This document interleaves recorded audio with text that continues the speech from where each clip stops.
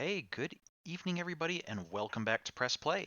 I'm your host, JJ48, and tonight we are continuing with Star Wars Knights of the Old Republic. Uh, Last time we rescued Bastila. Well, we won a swoop race, which we thought was rescuing Bastila, but then she revealed that actually she could have gotten out at any time and just felt that us distracting everybody with a fight was the best timing to make her escape. So we are uh, for we still have to find a way off Terrace. Um, we have Canderous Ordo, the really tough Mandalorian bodyguard that we've run into a couple times. Said he's looking for us. Maybe he'll be able to help us out. He seemed like an okay guy. Um,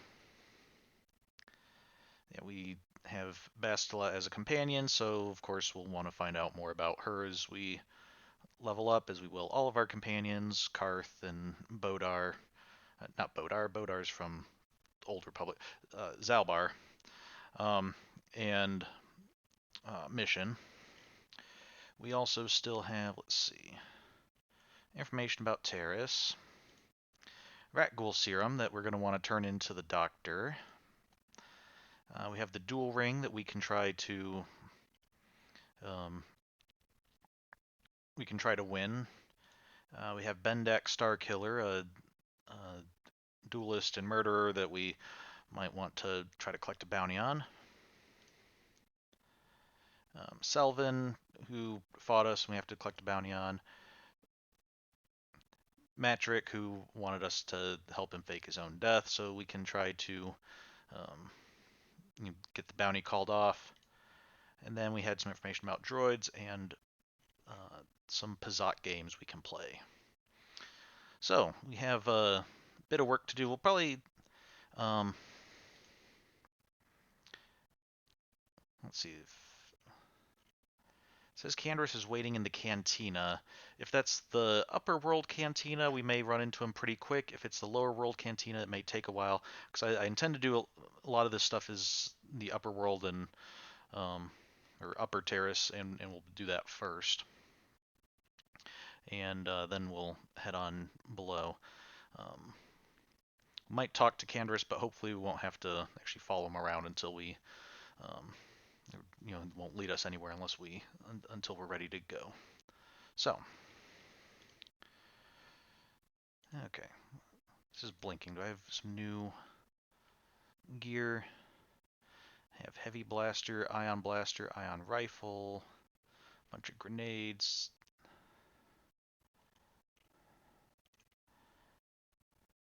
Heavy combat suit. Um, Heavy combat suit is light armor. Is that what I'm wearing already? No, I've got. Okay, my Chani fiber armor is much better than the heavy combat suit, so okay, won't worry about that. Why are you blinking? What are you trying to tell me? Have our Pazak deck and our Pazak side deck. Synthesized odor, Sith papers.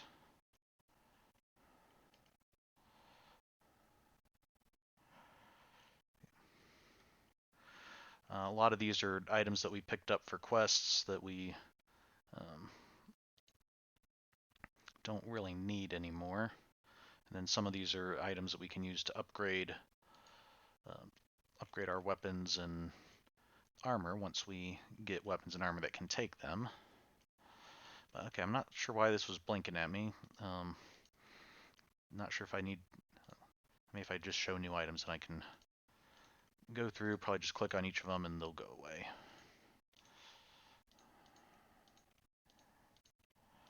So here, picking up everything, so we have a lot of stuff that we haven't looked at. Too close. So that, okay, good. It's not blinking anymore. So we've looked at everything it wanted to show us. All right, so we're taking Bastila and Zalbar with us because we're primarily fighting ranged, and these two are both melee fighters. so they can act as meat shields. And Bastila is not only a meat shield, but she's a magical ninja space wizard meat shield. So very, very useful.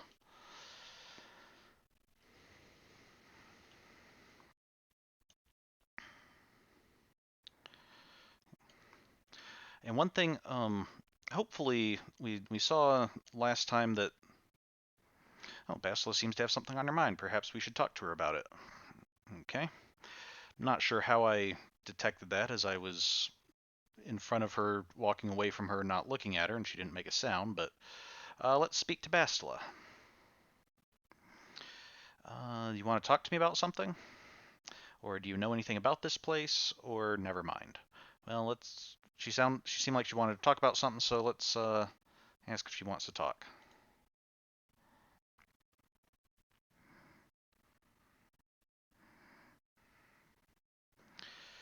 Okay, we could say before we rescued you, you mean, or we were looking for you. Before we rescued you, it seems we kind of went through this before. I think, as I recall, Karth and Bastila were kind of arguing about the whole rescue thing and how that was going. Bastila insisting that she wasn't in need of rescue, and Karth berating her leadership abilities. It's probably best not to get too antagonistic, and we'll just say we were looking for you.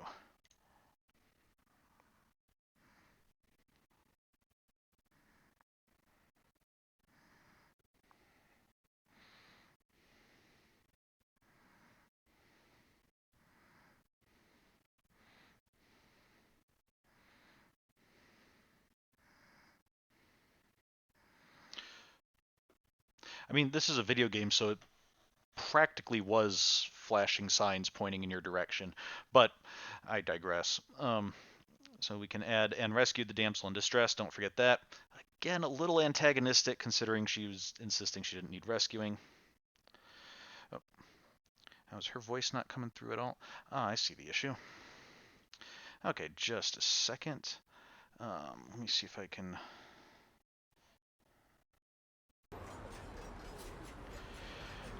I'm sorry. Apparently, I had the game audio muted.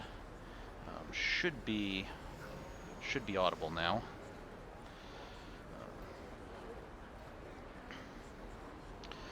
Okay, yeah, so you also avoided detection by the Sith, discovered I was a Volcar prisoner, gained sponsorship for the race, and became the Tower Swoop champion. That's quite a resume. So we can add and rescue the damsel in distress. Don't forget that. What can I say? I'm a talented individual. Or I had a lot of help. Karth, Mission, and Zalbar. Yeah, it was. Say it was a team effort. We don't want to come off a braggart, and again, don't really want to be too antagonistic towards Bastila. So let's, we'll focus on the team effort. I had a lot of help. Your modesty is admirable. But though others helped, you were the catalyst for these events. When you were chosen to join this mission, I doubt any of us expected this much from you. A Jedi could have done such things, of course, but only by drawing heavily upon the Force. Okay. So we can ask, are you trying to say I can control the Force, or I think you're underestimating us non-Jedi? I don't think we've seen anything particularly Force using about ourselves yet, so I think Bastila is just... We have seen she has a little bit of a pride issue. I think she's underestimating non-Jedi. Perhaps, but the Force works through all of us to some degree or another. There are some individuals outside the Jedi Order that we consider Force-sensitive. It's obvious to me that the Force has been working through you.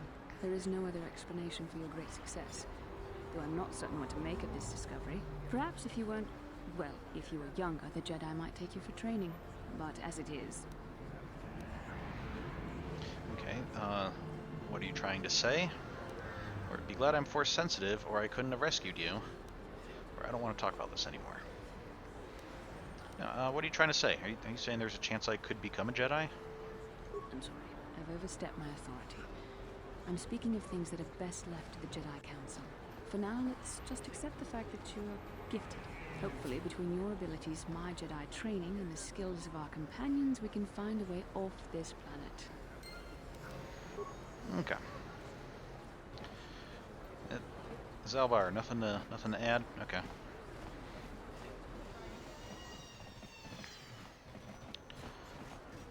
So, as I was saying before, Bastila interrupted. Um, okay, that's the cantina. Um, we saw a couple weeks ago. The game does seem to be running more smoothly than it was initially. I'm hoping that continues, but if it doesn't, and possibly even if it does, just to be on the safe side, I have looked into an alternative. Just last night, I was noticing um, Knights of the Old Republic is available on Nintendo Switch, and from what I can see, it I is. saw you in the swoop race. Very impressive. Sorry. You seem like you know how to get results. That's just the kind of person I'm looking for. Excuse me, Canderous. Let me just finish this thought, then I'll get right back to you.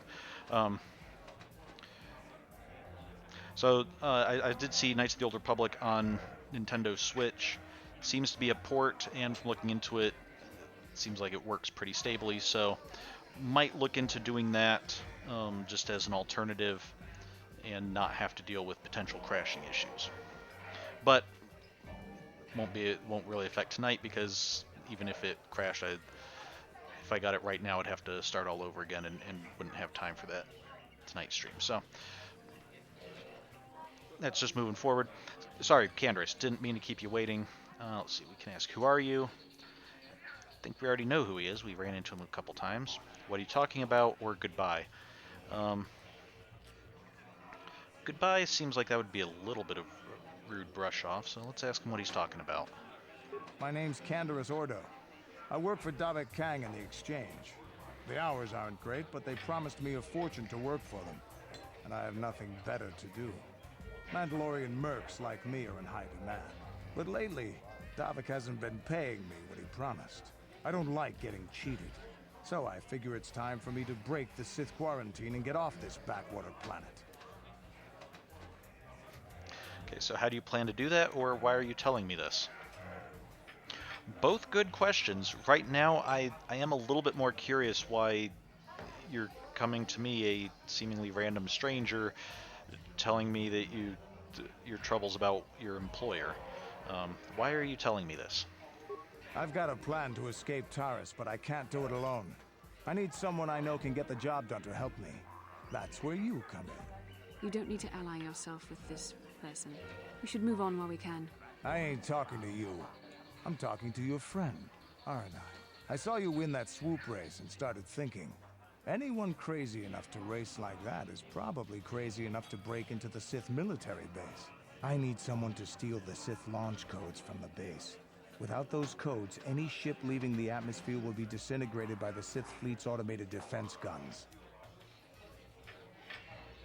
Okay, interesting. So, the Sith have blockaded the planet after the space battle between the Sith and the Republic. And presumably, it seems on their fleet, they're not taking any chances. They just have their ships are set up with an automated system to just blast any ships that aren't broadcasting the correct codes. So if we want to get off the planet, we're going to need to have a ship, either a ship that already has the right codes, or we're going to need to get those codes and be able to broadcast them from a ship. Okay, and we're going to need that too because we need to get off the planet, but that's what Canderous is looking for at the moment as well. Okay, so what's in this for me, or why should I help you?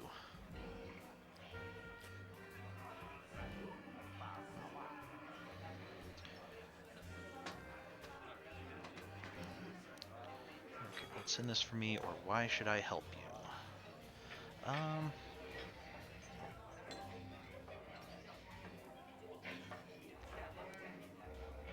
See, what's in this for me sounds more mercenary, but why should I help you?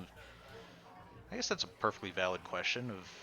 You're telling me this stuff, telling me you need someone to break into a Sith military base to get you some codes. I'm assuming if we ask why should I help you, he's going to tell us, hey, there's something for you as well. But let's go with that option. Why should I help you? Here's the deal. You bring me those launch codes, and I can provide the vehicle to get us off the planet. Davik's flagship, the Ebon Hawk.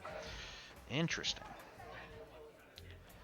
Okay, so if we bring you the launch codes, you can provide Davik's flagship. Okay. Okay, so he's basically proposing an alliance, at least for now, where we provide the codes, he provides the ship, and we can all get off the planet together. Okay. Um, that does make a certain amount of sense. If he thinks we're better at getting the codes, that he would want to recruit some help, and unless he's planning to just betray us, you know, actually at the, you know, once we get the codes and are actually ready to leave, he's probably going to be on the up and up because he doesn't want to risk losing the codes. It sounds like it might work. So how are you going to manage that? How am I supposed to get inside the military base? Or I'll be back when I get those codes from the military base. Right, understood. I'm curious how he's going to manage getting the flagship. Not yet. First you bring me the launch codes. Then I'll tell you the rest of my plan. Okay, that makes a certain amount of sense. He doesn't want to... Okay. He wants to make sure that we're not going to enact the plan without him. So how am I supposed to get inside the military base? Getting in won't be easy. The Sith base is protected by an encrypted security system. It would take a top-of-the-line astromech droid to slice through it. Lucky for you, I know just the place to get a droid like that. Davik was having one custom built by Janice Nall. Just tell her KotOR sent you and she'll sell you the droid. Then you can use it to get the launch codes from the Sith base. Okay. Won't Davik get mad if I take his droid? Or why don't you do this yourself? Okay, let's... Yeah, I really don't want Davik mad at me. Or do you have some way to cover for us? Davik paid for the droid, but I'm the guy he put in charge of the mission. He won't care how I come up with those codes. Normally I'd do this myself, but everyone knows who I work for. If I broke into the Sith base, they'd send an army down on Davik's estate to get those codes back. That's why I need you. Okay, so he's not asking us because he necessarily thinks that we'll be able to get in and out undetected. He's asking us because if we are detected, the Sith won't know how to... They don't know where we're based out of and won't know how to get at us, and it'll slow them down. Okay. Okay, and apparently Davik's the one asking for the codes. I guess Davik wants to get out.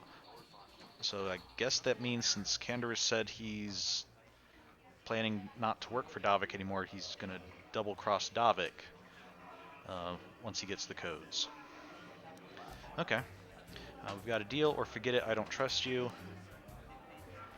Honestly, I don't really see any other way that we're going to get off the planet, so let's make a deal. I don't sense any deception from him, which is surprising. This may be exactly what we need. I'm going to wait in Javier's cantina. You come and find me when you've got those launch codes, and I'll make sure we both get off this rock. Okay, I think Javier's cantina is the one in Lower Terrace. Bastila really could have used your input before making the decision. I mean, not supported our decision, but it would have been nice to have some Jedi insight before we agreed.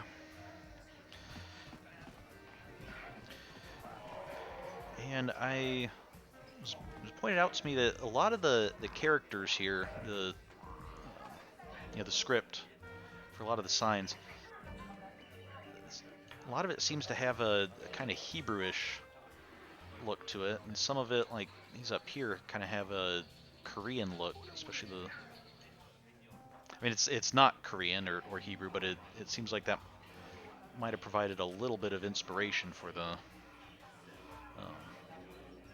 might have used something like that and then made their own script similar style.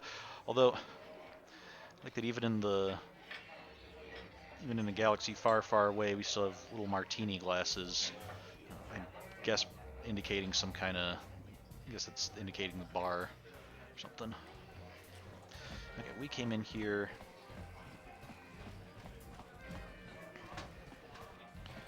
Okay, last time we had beat...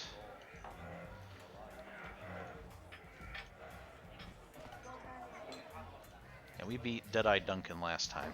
Let's continue, try to fight our way through here. See if we're good enough to take on the rest of these guys.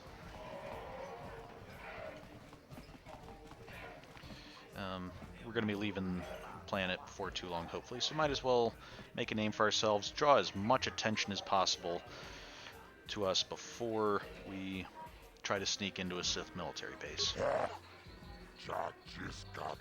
Good fight, good fight. People like you, mysterious stranger. They bet a lot when you fight. It makes me happy. And rich. I always pay my debts. You ones, you get paid. 10% of the purse. That was the deal. Here's your credits. You come see me when you're ready to fight again.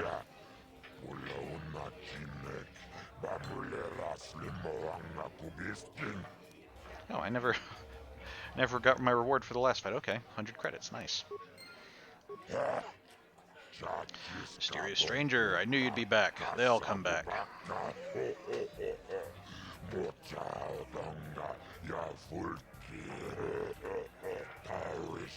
fought well last time. People like you, stranger. They bet lots on your last fight. There'll be more in your next fight. You get 10%, same as always.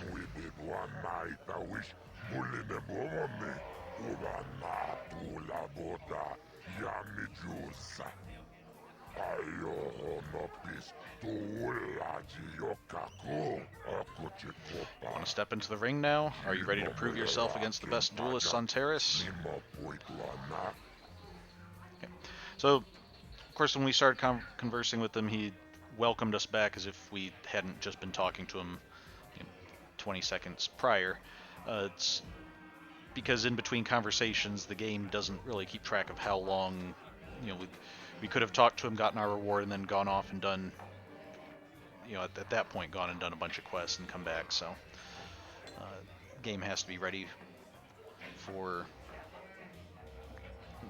basically a lot of the dialogues in the game are kind of modular in that way to make them be able to fit regardless of just place them whenever you come back. In a similar way, I didn't mention at the time because I wasn't thinking about it and kind of went by quick, but might have noticed when we were talking with Canderous, when Bastila interjected, said, "Hey, we shouldn't trust this guy," and Canderous said, I didn't ask for your input. The animation kind of jumped a little bit, and I believe that was also because in some of these scenes we have sort of asides between characters that aren't necessary for the storyline, but the game doesn't know ahead of time which characters we're going to be bringing into a particular conversation. Only once the conversation starts does it know that, okay, you have Zalbar and Bastila. And so it has some scenes that where some characters might make a reaction, and it'll insert those into certain points. If Bastila hadn't been with us, I don't know, Karth might have said something, Mission might have said something, maybe they wouldn't have said anything, but it would have played out, overall conversation would have played out the same, but that particular exchange would have either been cut out or been between Canderous and one of our other companions. So just a little bit of modularity in the dialogues there. Okay, so let's go ahead and duel here. You handled Duncan pretty well. I think you're ready to fight Gurlon Two Fingers. Just remember, Gurlon uses blasters in the ring sometimes. You ready to step into the arena?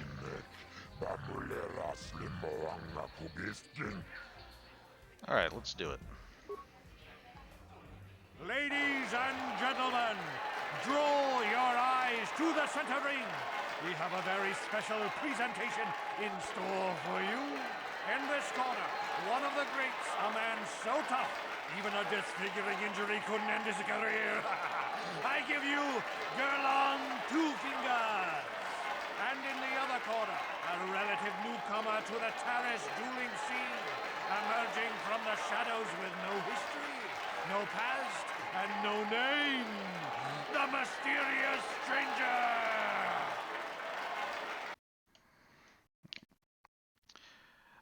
I have to say, still don't think the Mysterious Stranger is a great name, but it's the one we have. Okay, let's see. What do we want? Let's start with the sniper shot and then just regular shots.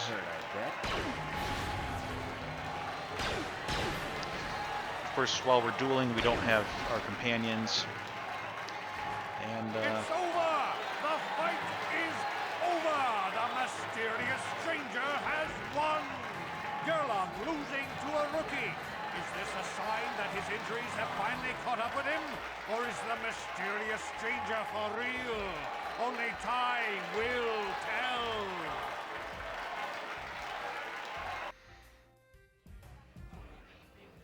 okay.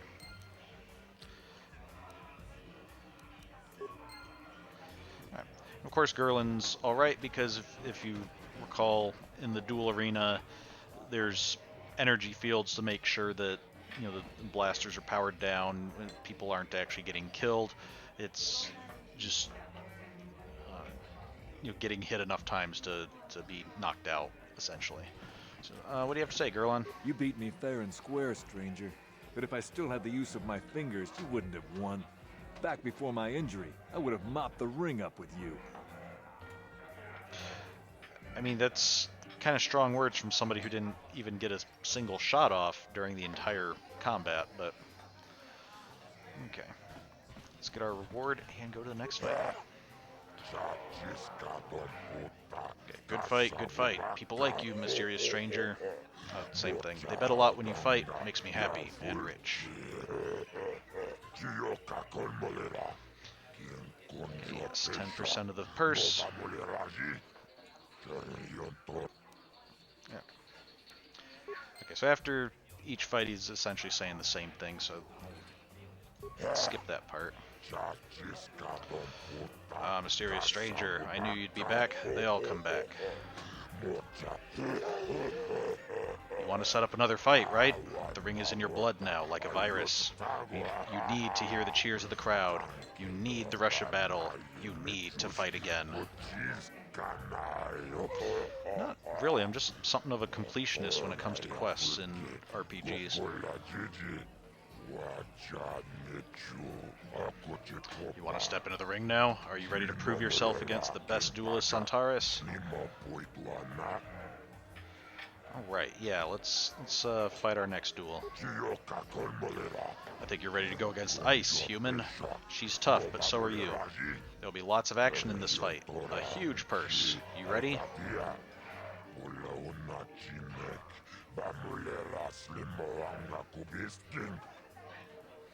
Okay, let's do it. Ladies and gentlemen, draw your eyes to the center ring. We have a very special presentation in store for you. Over in this corner, a woman with steel on her bones and ice water in her veins.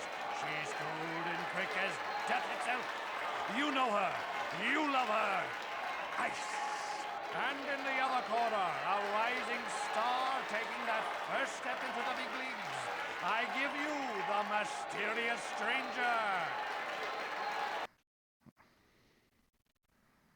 So, if Ice has ice water in her veins, do you think that negatively impacts her fighting performance? Because that does not sound like that's medically recommended. Oh, that was a terrible shot.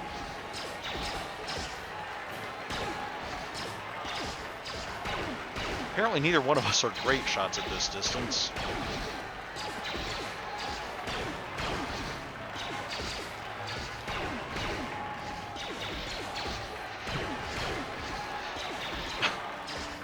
I'm honestly not sure why the crowd is getting so worked up.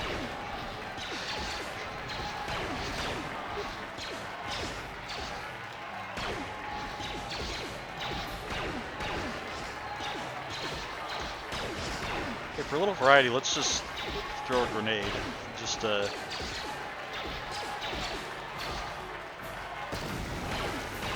Okay, that was most action this entire match.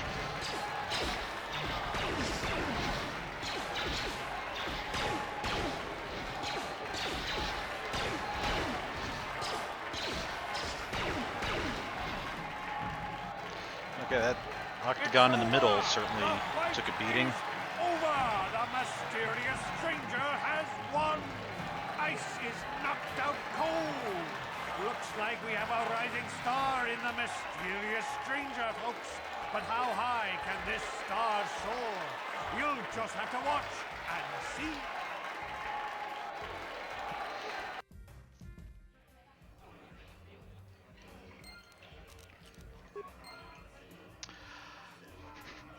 I have to admit, if I paid to go see a duel, and especially if I was betting on a duel, and then saw both contenders, both duelists, just standing perfectly still, firing at each other, and the majority of their shots just hitting the floor nowhere near the opponent, I think I would want my money back, if I'm being perfectly honest.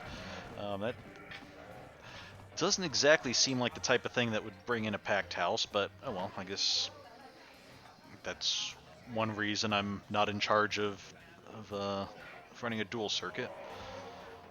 I guess I don't really know what the public wants then. I've never been one to shy away from the cold, hard truth, so I'll just come right out and say it. I can't compete with the likes of you, stranger. I know when I'm overmatched. You're good. Very good. But you're wrong if you think that means I'm suddenly going to warm up to you. Truth is, I really don't have anything more to say. So you might as well move on. Okay. Well, living up to your name, I guess. Let's return to our hideout real quick, just to heal up. Can't return here. I don't really feel like heading all the way back to outside just to heal up a little bit. We can do this.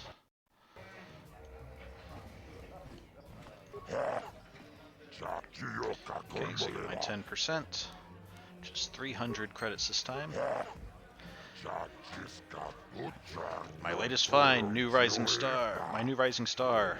We make a good team. I'm making money, you're getting famous, it's all good. You want to step into the ring now? Are you ready to prove yourself against the best duelist on Terrace? Yes. And again, I stress, when you are in the military on an enemy on an enemy-controlled planet, trying to hide and be unnoticed, becoming famous as a local duelist is the best way to do that. So yes, I'm absolutely ready for a duel. You got real talent for this game, stranger. I think it's time you fought Marl. He's getting up there in years, but he's still very, very good. He used to be the duel champion. Oh my, so he's probably only going to hit the middle, like, half the time. Maybe even less than half the time. Might even hit us a decent portion of the time. Ladies and gentlemen, draw your eyes to the center ring. We have a very special presentation in store for you. He's a legend in the sport, a 20-year veteran who still knows how to show the young kids a trick or two. Let's have a big hand for Marl. But there's always some young gun coming up to knock the veterans off. And we've got one of the best right here. I give you the mysterious stranger.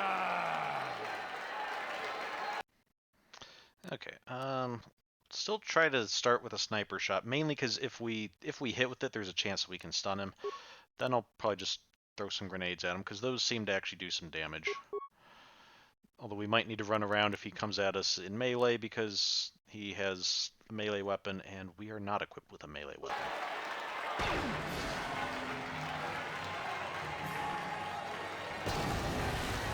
Oh, okay, well that didn't work. excuse me, sir, while I heal up. Let's see, can I equip a melee weapon? I do not have a melee weapon to equip, so... Okay, what happens if I just throw a grenade while we're both standing right here? I take myself out. Okay. The stranger is down! The mysterious stranger is down! Merle has done it again! 20 years and still going strong for the veteran! And a hard lesson for the up-and-coming rookie! Better luck next time, stranger!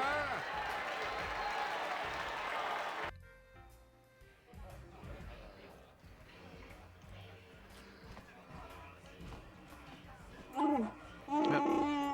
Sorry, Zelda, didn't mean to talk to you. Is there something you want? Nothing, never mind at the moment. We might talk a little bit later. Zelda. Gotten accidentally hit R because I'm in the habit of hitting R to rest from other games. Okay, this might be a little bit tricky because I don't actually, I don't have a lot of skill with melee weapons. Let's see. Melee weapons tend to use strength, which I do not have a lot of. Mainly use dexterity for blasters, so we'll see if we can borrow a blade from Zalbar for this fight to switch to when Marl gets close. But this might get a little tricky. One thing I'd also point out is over here on the left, you'll notice that we have a light and a dark meter, and right now we are on the lighter side. I don't know that I explained this well before, but one of the things when we're going through all of our dialogue options and making choices is that is actually having an effect on the game and our character. So some choices might be purely cosmetic for the sake of for the sake of just kind of role playing, often being a little bit snarky or poking someone's buttons might it might get them a little angry at us, but usually won't result in massive changes unless we do it too much to the point where we get them to like start a fight or something. But sometimes we can make choices that will actually change the game. Sometimes, if a few times we've chosen to help people when we could either help them or let them die, and that gets us light side points. If we had chosen to let them die, for instance, the guy that was, I think the guy that was getting beaten up by Davik's thugs, we could have just left them to their business. That probably would have gotten us some dark side points. If we just go out and kill people or betray people or do deeds like that, that would get us dark side points, and that can right now it doesn't have too much of an effect, but later on it might make people treat us differently if we are very light or very dark. Some options might be available to lighter side players and not darker side players, or vice versa. And of course there's also can be an impact on the game world itself, in that if we let a character die, that character is no longer in the world. Or to use a example beyond just dying, the fact that we went out of our way to find the journals to the Promised Land for those in the was it the Undercity, or the we had Upper Terrace, Lower Terrace, and the Undercity. In the Undercity we found the journals for the Promised Land, turned those into the guy, and then he basically let everybody in the Undercity out, so that's changed the game world in that everybody in the Undercity is now gone. So sometimes our dialogue options are we're just going through them and getting a little bit of more information, but we do also have the opportunity to affect the world depending on what we choose. So anyway, let's go over here. See which one of these is better. Missions Vibroblade is 1 to 10 damage, plus 1 damage. 19 to 20 critical threat, and attack modifier 2. Okay, that's not bad. What about prototype vibroblade? 1 to 10 damage, plus 2 damage, so basically any damage roll it's getting, whatever it rolls, 1 to 10, plus 2, so essentially this is 3 to 12 damage. Same critical threat. It doesn't get an attack modifier. So what this means, missions vibroblade having an attack modifier, what that means is essentially we're making 2 rolls. I think I might have said we roll once to, if you imagine dice rolling behind the scenes, there's 1 die roll to see if we hit an enemy, and then if we hit an enemy, there's another die roll to see how much damage is done. The damage bonus is a bonus to the damage roll. The attack modifier is a bonus to the attack roll, which makes it easier to hit. I think we're going to want to borrow that one. Here, there we go. Because especially with not having great attack, or not having great strength, it's going to be harder for us to hit with that, and so anything that can improve our chances is going to be helpful. Okay. I'll save now. If we lose again, I can just come back to this save rather than having to heal up each time, but since we did lose the first time, we'll go with that. Does he glowed or anything? Pretty impressive, stranger. Ice is no pushover. People are starting to take notice of you. They say you're the best thing to come along since Twitch stepped into the ring. If you're going to keep climbing the ranks, then I guess I'm next on your hit list, kid. I'm looking forward to it. Okay. Let's step into the ring then. You don't waste any time, do you? Go talk to Adger. He'll set the match up. Okay. He acts as if he didn't just beat me in the ring, so it's pretty nice of him not to rub it in. Too bad you lost, though. I don't pay you for losing, but I'll give you a rematch if you want one. What do you say? Okay, yeah, give me a rematch. Yes, rematch. People always bet lots on a rematch. And who knows, stranger, maybe you'll even win this time. Ladies and gentlemen, draw your eyes to the center ring.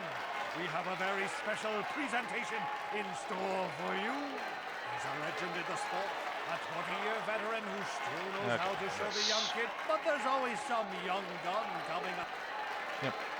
Same introduction as last time. Okay, let's start off with the frag grenade and then sniper shot. Not sure the frag grenade really did anything because he was already well past it. But let's do that. Okay.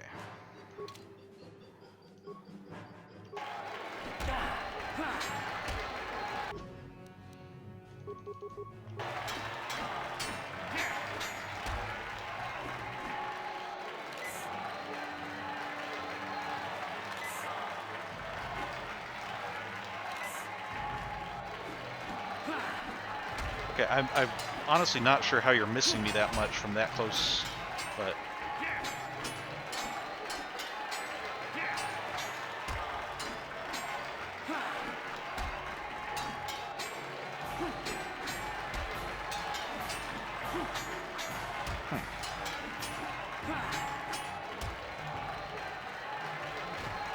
It's over!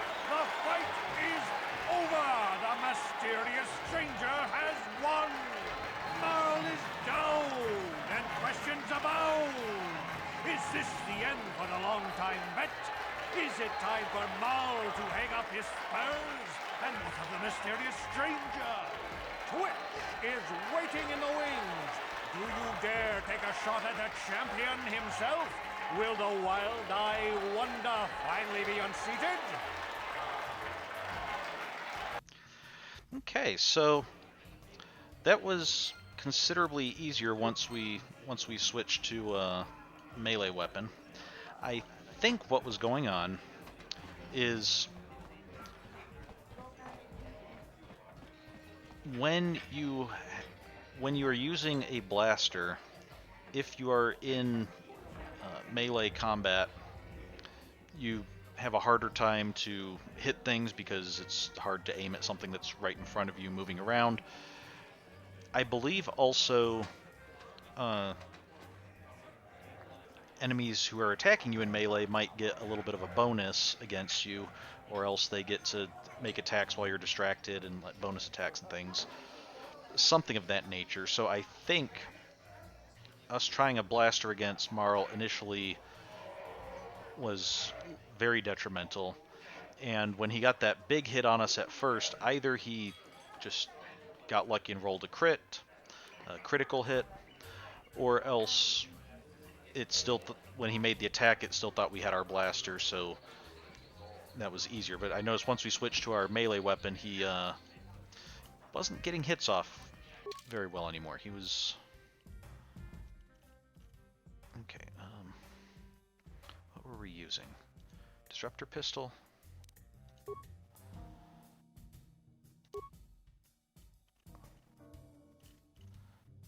Disruptor pistol or the ion blaster? I think it was the disruptor pistol.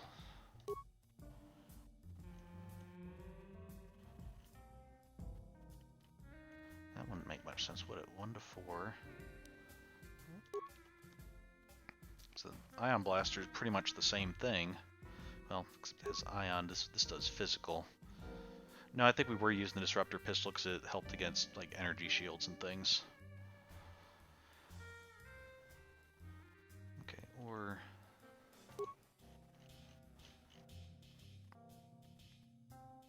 okay, let's stick with the ion pistol. Okay, does that look like? Come on. Yeah, 'cause it had that large thing at the end of the barrel. That looks like what we had before. You're good, stranger. Maybe even as good as Bendak in his prime. There's no shame in losing to you. But when you beat me, you made me realize something, kid. First, it was just Twitch I couldn't handle. Now it's you and Twitch. Pretty soon, there'll be another young hotshot clawing past me in the rankings. This game's been good to me, but my time is done. I need to get away from the duel rings for a while. Think things over. Goodbye, stranger. I wish you all the best. Okay. Right, goodbye, Marl.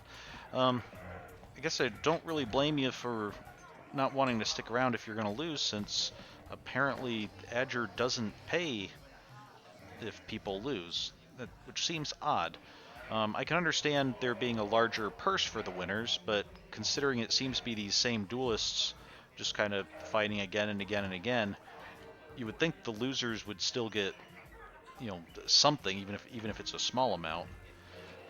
Unless maybe Adger doesn't pay me to lose because I'm just a newcomer who's kind of coming in and challenging everybody, but these guys being regulars, maybe they do get something of a salary or whatnot. Okay, yes, give me 10%. 400, all right.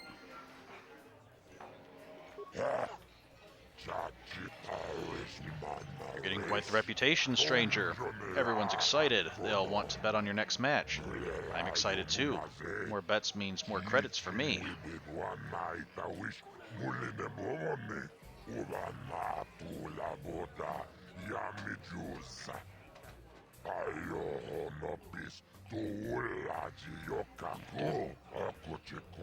You want to step into the ring now?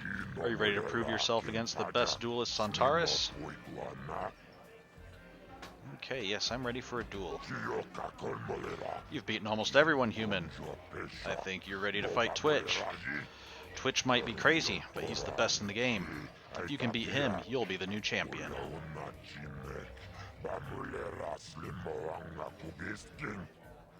Okay, yeah, let's face Twitch. He seems to be wielding blasters, so this should be another exciting duel of standing 20 paces away from each other and just trying to land hits.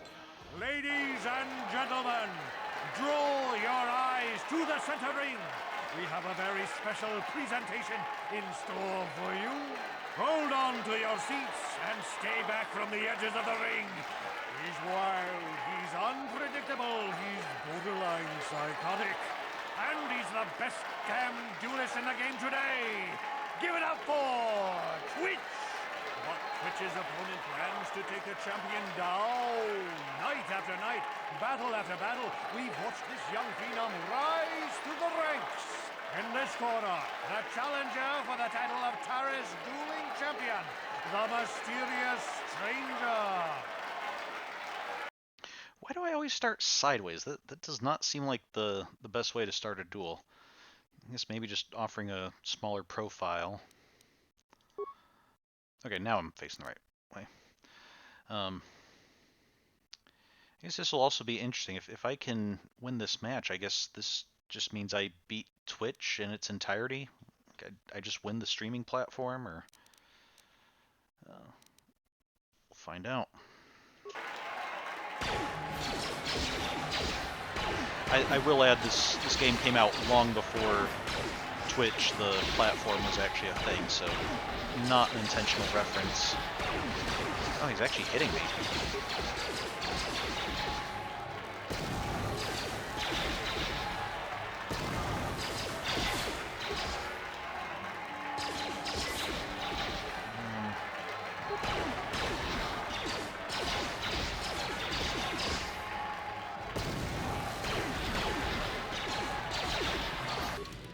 You know what? Twitch doesn't seem to have a personal energy shield. I think we can probably switch to something stronger.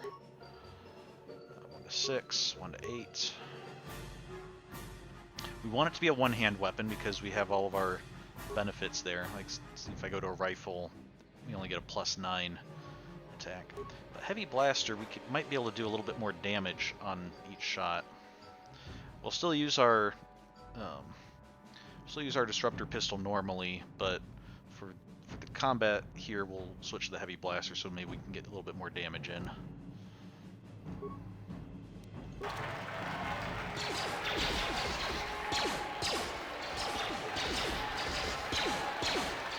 We'll also throw in the occasional grenade. I think that's really what the Hamilton Burr duel was missing, is combatants throwing hand grenades at each other. Oh! The stranger, which has done it! Once again, the wild-eyed champion has defended his title. But don't give up, stranger. We all want to see you go after the champ again. Okay. Well, that was unfortunate. Okay, we'll heal up again. I guess I'm not even sure if I need to heal up, or if I'll get healed when I go to the ring, because, I mean, Twitch is pretty banged up, but presumably if I step into the ring again, he's going to be at full health. What does he have to say about... I mean, we know that they don't respond to having fought us if they won, but what does he say about the potential of facing us? Ready, aim, fire! Is your trigger finger as itchy as mine? Okay, what are you talking about? Are you completely insane? Or, okay, goodbye then. We were told he was borderline psychotic, so let's just say goodbye. Blast away! Open fire! Shoot! Kill! Maim! Okay. Yeah, that does sound rather psychotic. Okay, yes, I would like a rematch, please. Ladies and gentlemen, hold on to your seats and stay back from the edges of the ring. He's wild, he's unpredictable, he's borderline psychotic, and he's the best damn duelist in the... But Twitch is in this call. For some reason, during the Twitch's introduction, it wouldn't let me skip until I got to a good ways in. So maybe if I just try sniper blasts, try to make every shot count. Wow. Oh, I know what we can do. Let's go ahead and use an energy shield.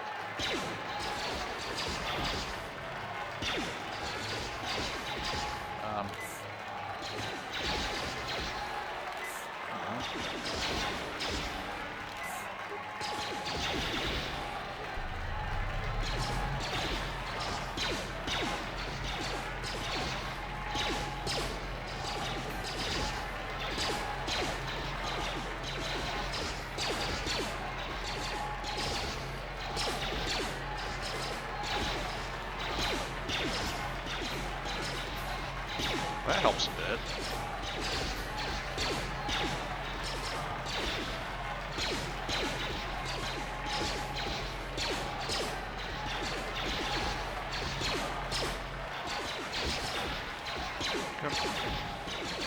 Another one, heal up.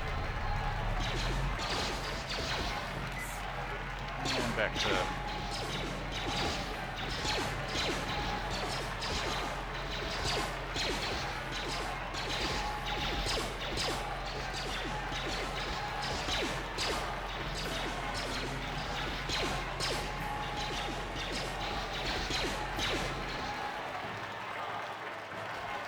It's over!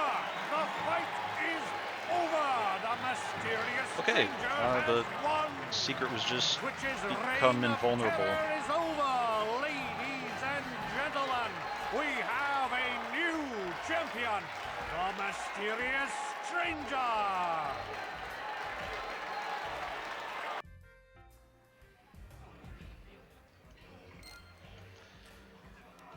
Okay, what does Twitch have to say now?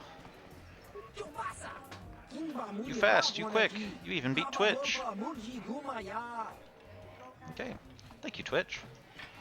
Okay, let's see what Azure has to say. Congratulations, mysterious stranger. You're the new dual champion. Twitch had a good run, but you took him down. Here's the purse for beating Twitch.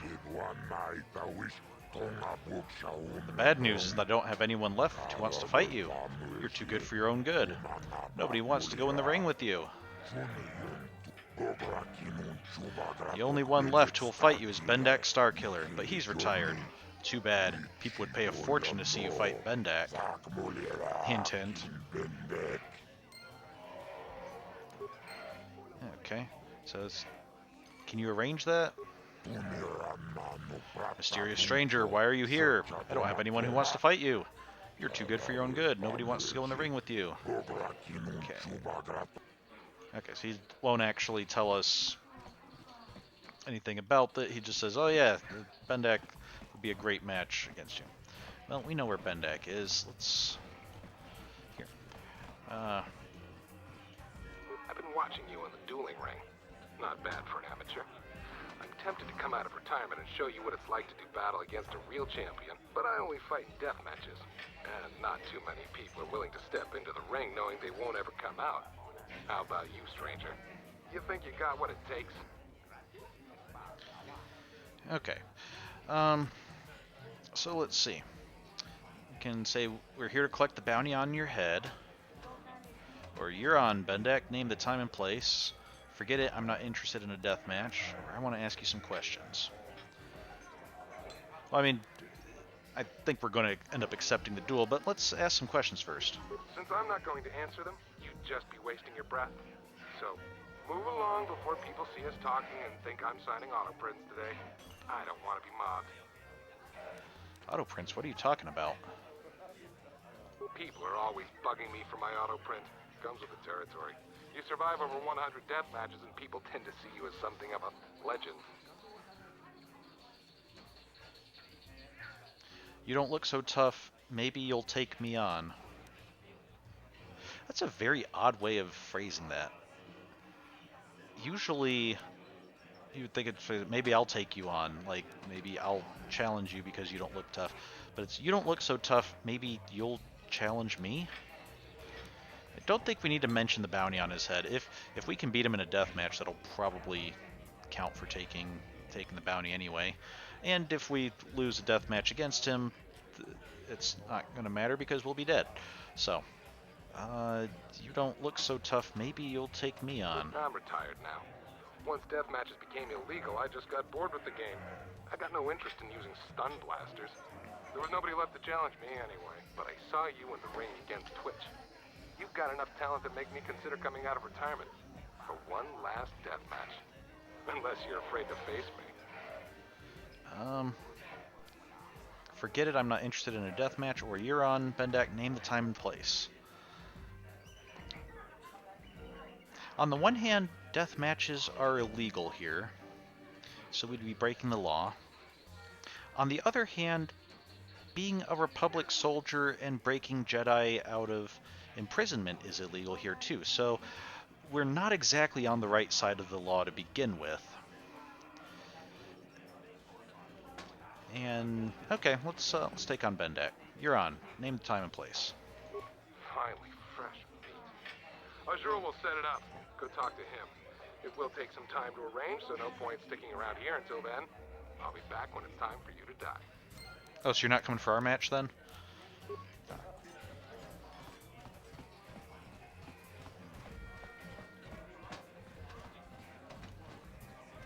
So let's see.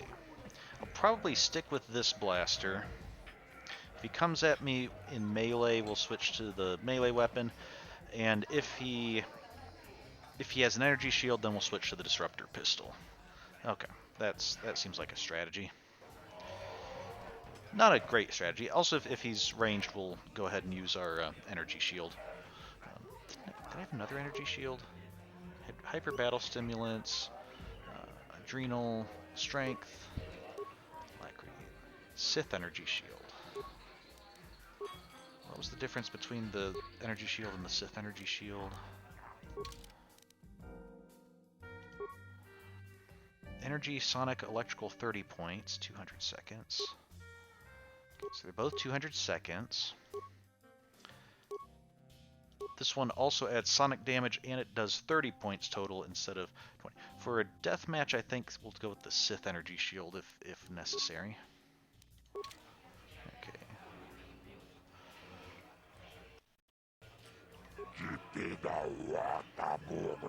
I've heard the news, mysterious stranger. You and Bendak are planning a death match.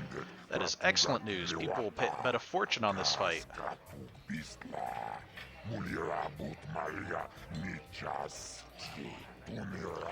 But why are you here now? A death match takes time to get ready. I have to bribe officials so they don't break it up. Might as well leave the cantina for now and come back later.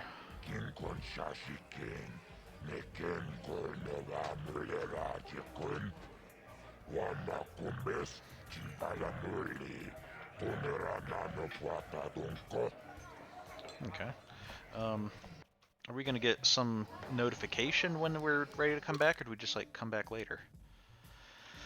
The next Star Killer will face you in an illegal duel, or an illegal deathmatch. The deathmatch will take Azure some time to prepare, giving ample opportunity for news of Bendak's return to spread quickly among the people of Taurus. But when the battle is over, it's you the people will be talking about. You hope. Okay. What else do we have? Basila has told you that she sees signs that the Force is acting through you. However, she was reluctant to speculate further, feeling such matters are the providence of the Jedi Council. Canderous Ordo, a Mandalorian mercenary working for Davik, will help you get off the planet if you break into the Sith military base and recover the planetary departure codes. A T3 droid could get you past the security doors, but it'll take more than that to deal with the Sith troopers inside.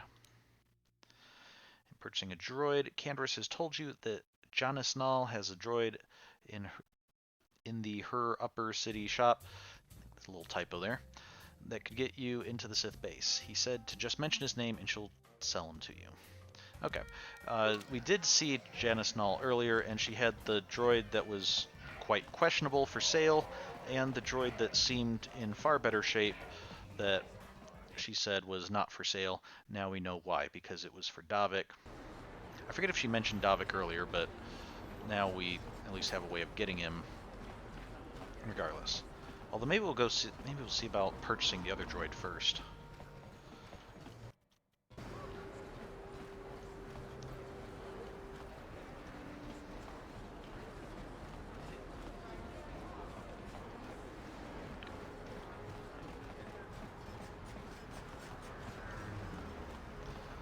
Maybe by the time we're done doing things over here, it's Upper City North. What was down here? Oh, this was the, no, we're not giving you the cure for rat ghoul, or the serum for rat ghoul. We're giving it to the doctor, because he'll use it to help people. Welcome back. Are you in need of healing or medical supplies? I can treat you right here at the center for almost any condition, except the rat ghoul disease, of course. Oh, are you so sure about that? I have the serum to cure the rat ghoul disease. What is this place again? Tell me about rat ghoul disease. Could use some healings. Could see what you. We've already heard about the rat ghoul disease, but now we have a serum. You have the serum? Impossible. How did you get this? No, wait. I don't really want to know. Can I see it? The serum, I mean? I need to see if there is enough for me to analyze it so I can start producing it in mass quantities. Here you go, or hold on, what about my reward? I honestly forget if this guy promised a reward, so we're not doing this with an expectation of reward. Just here you go. Let me see. Yes, this is it. A cure for the rat ghoul disease. With this sample, I can make enough serum for everyone. The people of Terrace owe you a debt they can never repay. Please, take this small reward. It isn't much, but it's all I could afford. A few credits and 2 spare med packs. Okay, so we can either say, keep your reward, you need it more than I do. Or thank you, that would be fine. Or we can try to persuade him to, are you sure you couldn't spare a little something extra? Try to persuade him to give us some more. Could persuade that's it after all the trouble I went to, which I think is essentially the same thing as the previous option, it's just this one's more of a whiny response rather than a try to... This one's, I guess, trying to play to pragmatism that, hey, don't you have something more? This one's just whining. I went through a lot of trouble, give me more. Or we can just outright threaten him, you better come up with something extra or I'll put a smoking blaster hole right between your eyes. Which seems a little unnecessarily antagonistic, especially since if we were in it for the reward, you would think we would have gone to the other guy, Gurney, because he was offering us, he said he knew people on the black market and in Davik's gang and stuff who could pay very handsomely if we got them the serum, so. Thank you, Zelka, that would be fine. Or keep the reward, you need it more than I do. I think we're doing pretty well at the moment. We've got a bunch of money from the arena, so we'll tell him to keep the reward. You truly have a noble and generous spirit. But you deserve something for your effort. I tell you what, I'll give you a discount whenever you shop at my store. It's the least I can do. That's very kind of you. We're just glad we're able to bring some relief to the suffering of these people. Now, is there anything else I can do for you? Bastila, you weren't even here when we talked about this or when we got the serum or anything. You have no idea what is even going on, so not really sure why you're answering for me. But seriously, we are glad to help the suffering people and bring them some ease to their suffering. So I think that's all we need at the moment, so I'll be going now. Goodbye, and good health to you. If you ever need any medical aid or treatment, you know where to find me. So one thing, as I said before, sometimes we can get light side points and dark side points. We got light side points, I think some just for turning the serum into this guy instead of to Gurney, but I think we might have gotten some bonus light side points because we turned down the reward. It's not why we did it, but it is keeping track of that sort of thing. So, what does Gurney have to say? You blew it. If you'd brought that rat ghoul serum to Zack, she would have made it worth your while. No, you had to go and do the honorable thing. Oh, how terrible! We did the honorable thing. I can't believe it. I'm so disgusted in us for doing the honorable thing.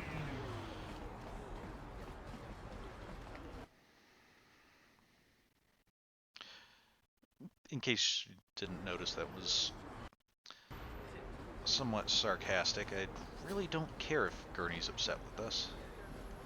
What's going on over here? I have an Ithorian and some taunting kids. Please, human, I am injured and in need of assistance. These human children keep hitting and kicking me. I cannot reason with them, but if I fight back, I could be arrested. Get out of here, you goggle-eyed freak! You're too ugly for the upper city. Yeah, go back to where you came from. We don't want your kind up here. Please, human, help me. Maybe these offspring of your species will listen to you. Okay. Sorry, I don't want to get involved, or, hey, you kids, leave that Ithorian alone. I mean, this is a game. Of course we're going to get totally involved. Whoop. Sorry. So, hey, you kids, leave that Athorian alone. Why do you care what happens to some scummy alien? He's just a freak. Yeah, he isn't even supposed to be in the upper city. Okay, fine, I don't want to get involved. Or just because he's different doesn't give you the right to attack him. Or get out of here, you punks, or you'll be the ones in pain.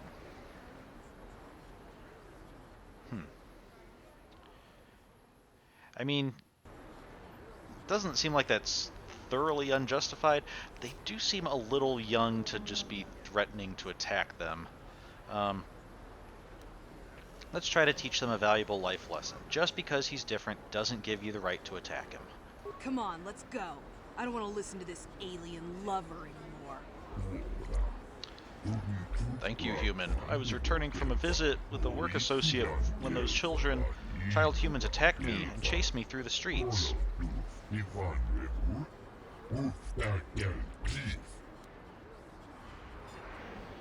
mean, it didn't look like they were attacking you, it just looked like they were kind of shouting insults at you, which still, I mean, that's not nice, but it didn't seem like you were in any real danger. So you should be okay now. I'm glad I could help. You look hurt. Here, I've got a med pack. Let me help you. Or do you have any kind of reward for me helping you? Let's offer him a med pack. He said it didn't look like they were attacking him, but he did say he was injured before, so let's offer him a med pack. You are too kind, human. I thank you for your generosity. Most of your kind here on Terrace care little for aliens like myself.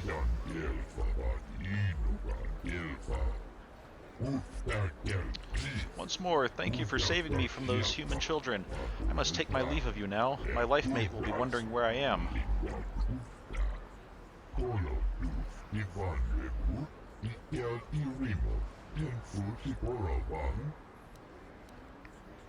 Okay, so we got some experience and some light side points. Item lost because we gave him a med pack. I think this was the way to the yeah, it's okay, it's apartments. Okay, over other side of the street is the droids, and then we have up there's the Sith base. Let's go get the droid, then we'll see if Audra is ready to let us fight a death match against Bendak. What's going on here? Drunk man. What are you drunk guys doing? What is this planet coming to, huh? Slummy's just walking around the upper city. Shouldn't you go to Lord says you belong, Slummy? Yeah, like he said. These streets are for upper city citizens. You better get out of the way if you know what's good for you. Okay.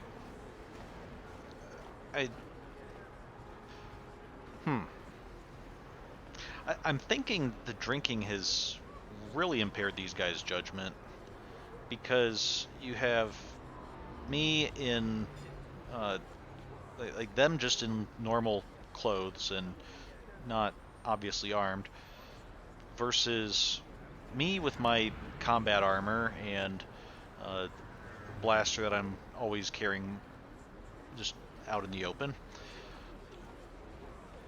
Zalbar, who, I mean, yeah, he's letting us borrow his vibro blades at the moment, but he's a Wookiee, enough said. And Bastila, who is carrying a lightsaber. Maybe they don't recognize it as a lightsaber, but I don't know. She's still. We still, I think, look like a group that you probably don't want to mess with. But okay.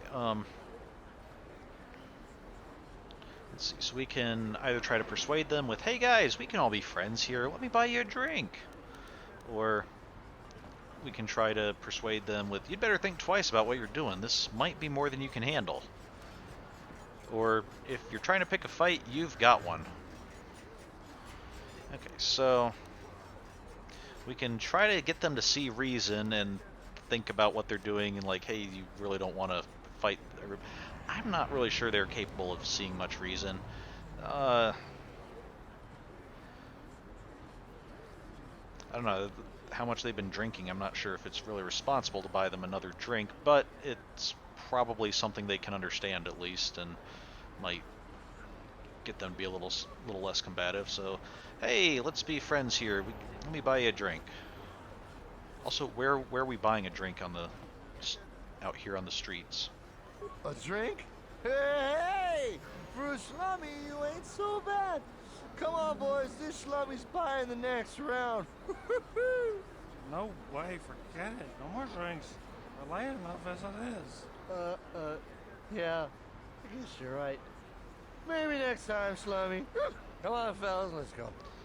Oh, so they have a little bit of sense at least. Okay. Experience and light side points, good.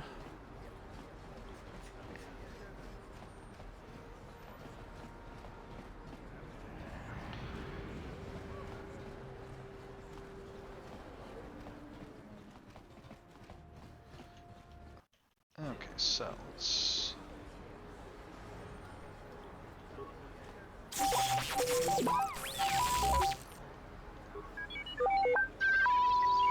Okay, let's see if T3H8 is available first. Have you heard the news? Bendak Starkiller is coming out of retirement to fight in a death match. Everybody's trying to get tickets to see it. I've never understood why people always want to watch each other get killed. Droids don't think that way. Maybe that's why I like them better than people.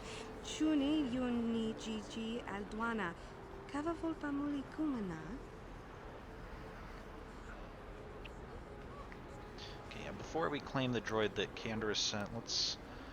will she sell the other droid? I don't know if I can help out with your questions. I don't get out much. For spending my time with my droids, to mingling with the Terra citizens, but I'll try to help you out. Okay, just wondering how you feel about the Sith. I think we've asked most of this before. I thought maybe this would be where you should give us some information about the droid. Let me see what you got for sale. Want to see my inventory, or are you here to buy a utility droid? My prices are very reasonable, and all my droids come with a money-back guarantee. Okay, let me see the droids. Well, we've got only 2 droids left, a rebuilt T3H8 unit for 50 credits, and a top-of-the-line T3M4 unit model with all of the options. But he's not for sale. Yeah, let's, I'll take the T3H8 model. I want a droid of my own, not just the one for Canderous. You know a bargain when you see one. This little guy is as reliable as used droids get. I did the reconditioning on him myself. Don't worry, he'll follow you anywhere. Is there anything else you need? Okay, I guess we'll be going now. Maybe I'll see you around later. Don't forget my store motto. If you need droid parts, Janice Null is your gal. Okay. Does not sound like he's in great condition, but let's take him out for a test spin.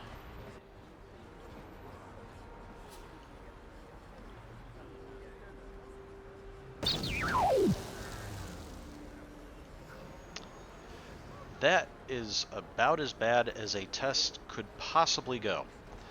And literally just as we get out the door. Can't even like pick him up to drag him back inside. Okay, yeah, Janice, we need to speak about that droid. Welcome back to my shop. Hey, where's that little T3H8 unit I sold you?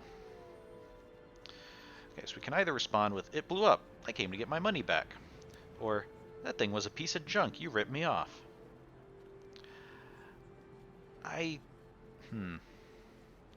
It didn't sound great to begin with, but I don't think Janice was meaning to rip us off. So she said everything comes with a money-back guarantee, so let's just explain what happened and try to get our money back. It blew up, and I would like my money back, please. It blew up. Huh, I thought I'd taken care of that little cross-wiring problem. Well, don't worry. I run an honest business here. I don't have to give you a refund, but I don't want to lose a customer. Here, have your 50 credits back. No hard feelings, right? Okay,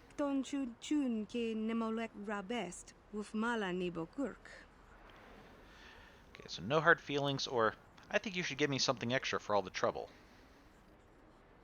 That seems quite unreasonable. She gave us the entirety of our money back. She's going to have to go out and drag that thing back because apparently we can't. And, I mean, we still want to do business with her because we want to pick up Candace's droid, which sounded like it was in much better condition. So yeah, no hard feelings. Glad to hear it. I can't afford to make my customers unhappy. Business is tough enough as it is. Anything else you need?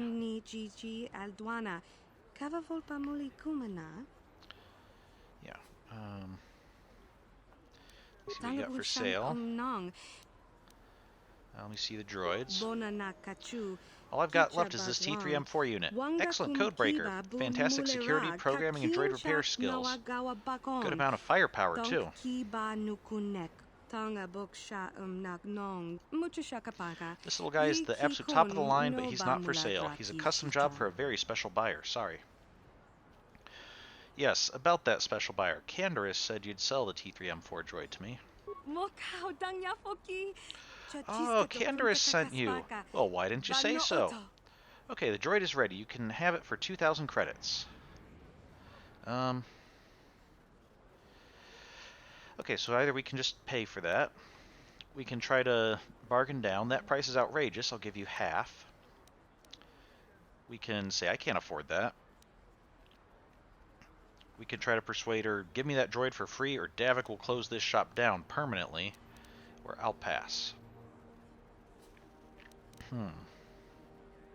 Well, we don't work for Davik, and just threatening her in order to get the droid for free, that seems a little cruel, but nothing wrong with a little haggling. How about we'll give you half for it? Half?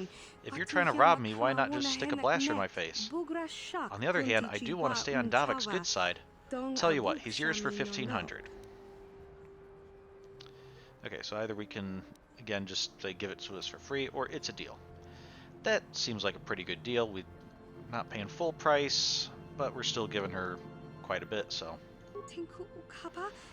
Wow, look at you, big spender. Okay, the T3M4 unit is yours. Pleasure doing business with you. A real pleasure.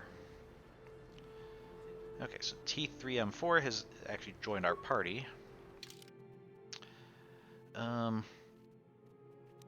we're gonna want him with us because we need him in order to get into the base. So do we want to replace Bastila or Zalbar? I think we'll go ahead and replace Zalbar. Move. Yeah, okay. Both because Bastila has all her Jedi skills that might come in useful, and Zalbar doesn't seem like he's very talkative. He'd probably be happier hanging out with Mission because they've been together for a while, and so she's probably understands how to take care of him better than we do. So, okay, big guy, get out of here. Go back to the hideout. Yes, that's what we want. Okay, and this little droid. We're seriously just leaving the carcass of this other droid just lying in the doorway. It does not seem like it'd be good for business. Let's level you up. A bit of dexterity, constitution, and intelligence. So what do you recommend? Recommend more dexterity. On the one hand, I think intelligence will be useful for what the droid's trying to do. On the other hand, 20 intelligence is quite high. And since modifiers go up only on even numbers, getting the dexterity to an even number might be nice just to let it do a little more in battle. And then if we level it up more and increase its attributes more, we'll just focus it in intelligence. So, okay. Skills. Computer use, repair, and security. Okay, demolitions is a cross-class skill, so it can't. It's gonna need 2 for that, but okay. I guess awareness we can't increase at all. I guess maybe as a droid it can't really get more aware. Although it's odd, if it can increase its other skills, you would think it'd be able to increase awareness as well, but oh well. Yes, we'll save a skill point for next time. Okay. Oh, now we can increase. Oh, we couldn't increase awareness before because it's a cross-class skill, and 3 was the max when we had max of 7. But now that we have a max of 8, we can increase this to half of the max. It has a max value of half the max of our class skills, so it's max of 4. Okay, that's why we couldn't increase it. Okay, that's probably better than demolitions. Feats. Do droids offer any unique feats? Droid upgrade. As a droid gains experience, its programming becomes more adaptable to new situations. This allows it to accommodate more sophisticated upgrades. Droid upgrade class 1 allows the use of level 1 upgrade items. Okay. These I think we've seen before. Okay, toughness. Blaster integration. This feat gives the adaptable T3-M4 unit the ability to integrate blasters into its weapon systems. Special universal ports allow internal placement of most models of blaster pistol, tapping the energy pack and emitters as though factory installed. Okay, so we can equip it with a blaster pistol, and we'll just use it as if it's an internal blaster. Like, I think that's basically just to explain why it's going to be firing out of an internal blaster rather than like having some little arm holding a blaster. Combat logic. The droid is fitted with the most basic combat programming, allowing for simple but effective defense maneuvers. This feat grants +2 to defense and is always active. Okay, so that'll be good to as we upgrade the unit, but for now we can give it 2 weapon fighting, to give it 2 blasters. Might end up doing that. But first, let's have it. Let's give it weapon focus blaster pistol, so it gets +1 attack bonus with blaster pistols.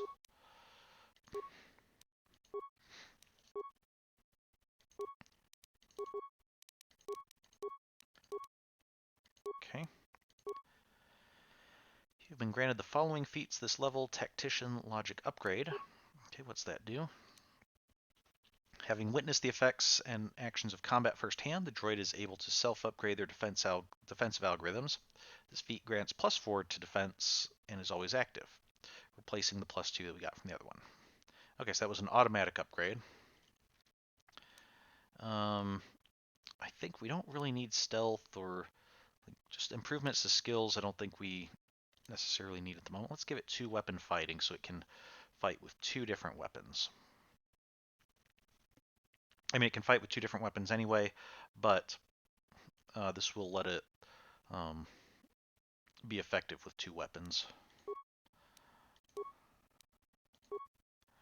Okay. And then what do you got?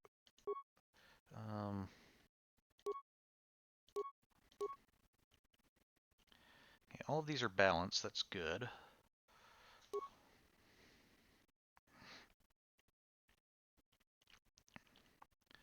Let's give you a heavy blaster, because that'll do quite a bit of damage. And then let's go ahead and give you the ion blaster as well. So if we encounter any droids, you'll be able to do more damage against them, and it's still it still is 1 to 4 damage against normal enemies. Okay, so you can see the slots on the droids are different, whereas we have hand slots and belt slots and arm slots and all this stuff. The droid has left weapon and right weapon that it can equip blasters, but it also has a shield slot, plating slot, a special weapon slot, 2 special weapon slots, a sensor slot, and 2 utility slots, which we don't have anything for any of these. has a stun ray.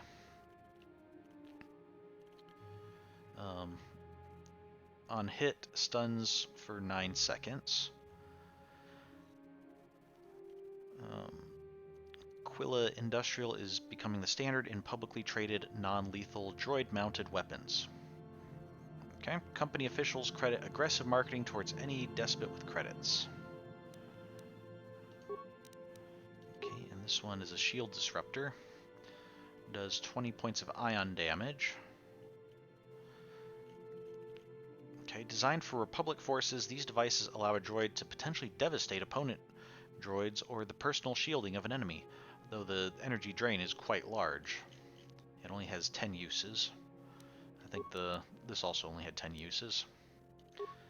Plating, so this is the armor that he has. It's defense bonus of 3. A thin sheet of alloy plating is a relatively inexpensive way to improve a droid's chance of surviving combat. This model is an excellent option for light-duty droids. Okay, well, I'm expecting you're probably going to see more combat, so if we can get more better plating, that would probably be good. And an energy shield. 10 uses.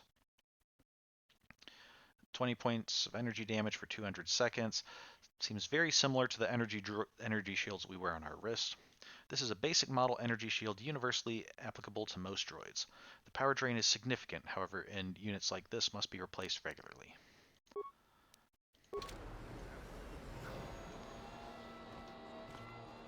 Okay, so now we have a droid with us. Let's head back to the cantina. If I recall, that was the guy that was like ranting about anti-alien stuff. We don't really want to speak with him again. Let's head back to the cantina and see if our deathmatch is ready. And if not, then we'll... Actually, let's save right here. So if the deathmatch isn't ready, we'll just reload the save. Unless something happens on the way. And then that way we'll... if it's not ready, we'll just reload and come back here.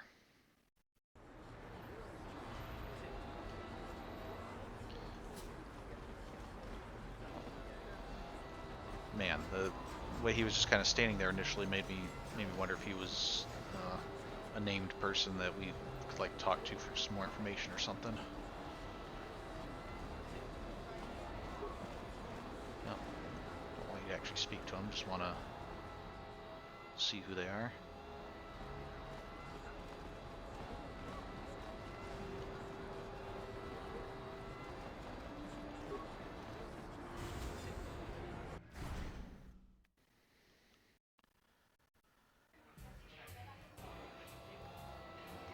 And actually, sorry T3, but I think Edger's going to want to speak to me since I'm the one who's going to be fighting.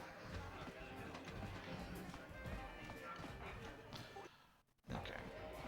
Oh, I wasn't supposed to save there. Oh, well. Okay. Guess that's why they're illegal now.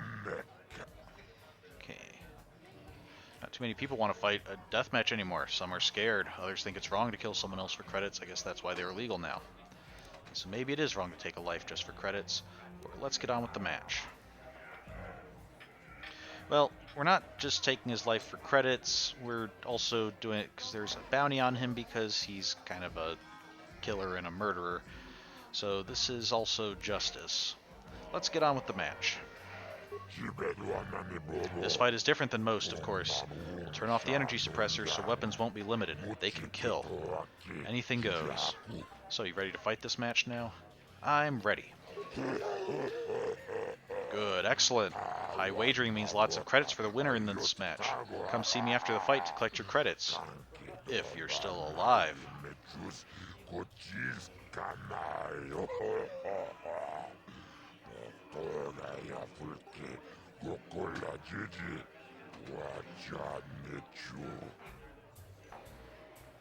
Ladies and gentlemen, come with me now on a journey to the savage days of years gone by, to a time when 2 combatants entered the arena and only 1 came out alive. They're illegal. They're banned. They've been outlawed for nearly 10 years, but we've got 10 years. one for you tonight. A good old-fashioned death match. In this corner, a living legend. A man whose very name would make his opponents shake in their boots. If any of them were still alive. Out of retirement for one last battle, Bandit Starkiller! And who would be crazy enough to step into the ring with such a lethal legend? Who would be mad enough to face almost certain death merely for your enjoyment? Ladies and gentlemen, feast your wondering eyes on the mysterious stranger. And now, the moment we've all been waiting for. Let the death match begin! Oh, okay, I guess this counts as dark side points. Even though we're doing this for purposes of justice, I guess the game views it as a little bit bloodthirsty. So, okay. Alright. So, we are... What was it? Gonna get a Sith energy shield. I'm glad to see that he's holding a pistol. Oh, that not... Okay, there. I guess it didn't trigger it first.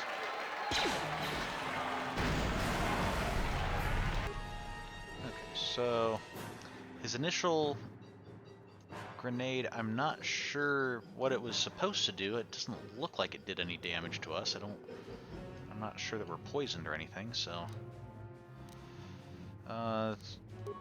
well, we can chuck grenades right back at him. Here, have a plasma grenade.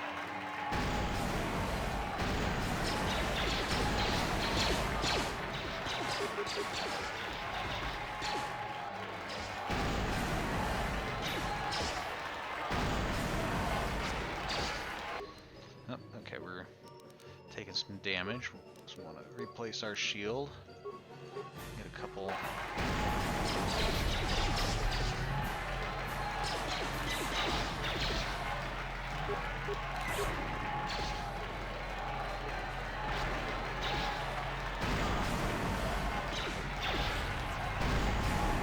No, don't be stunned.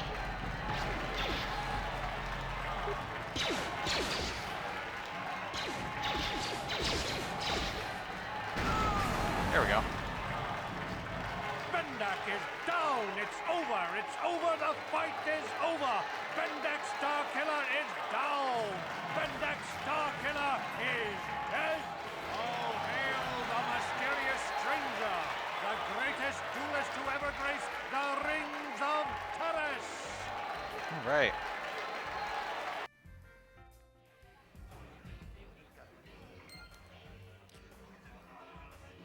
So, when I was younger, we had a game on our computer that was an artillery type game that was basically two apes on skyscrapers just throwing exploding bananas at each other, trying to hit each other. And not sure why, but this match suddenly brought that to mind. But it's over now. We beat Bendak. Anybody gonna congratulate me? I don't think you had a chance against Bendik, but you sure showed me. You showed us all. Too bad your career as a duelist is over now. I mean, nobody's gonna be stupid enough to go up against you anymore. Not even Twitch. Kind of funny, isn't it? You win the big match, and you kill your career. I mean, I wasn't planning on living the rest of my life in Taris anyway, so it's not that bad. Congratulations, stranger. I never thought anyone would beat Starkiller. Did you know it was because of him that I became a duelist in the first place? As a little girl, I used to dream of meeting him one day. When I finally did, the guy was a complete slime ball. Made me realize I had to be cold and ruthless to survive. Like him. And now, he's dead. There's probably a lesson in there somewhere. Something for me to think about, at least. Congratulations again, stranger. And goodbye. Okay. Finding it interesting that people are just like telling me all about, hey, your match made me think this, and here's some philosophy, and you're not even saying anything, but Let me just talk at you. This is great. You beat Bendick. You're a legend. Whenever anyone asks, I can say I was the first duelist the mysterious stranger ever beat in the ring. I'm gonna be famous. That's a good way of looking at it, Duncan, I guess. You fast, you quick, you even beat Twitch. Oh, you don't care that I beat Bendak, okay.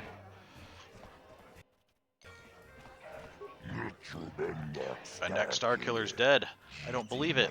Bendak never loses. That was an amazing duel. Best duel I've ever seen.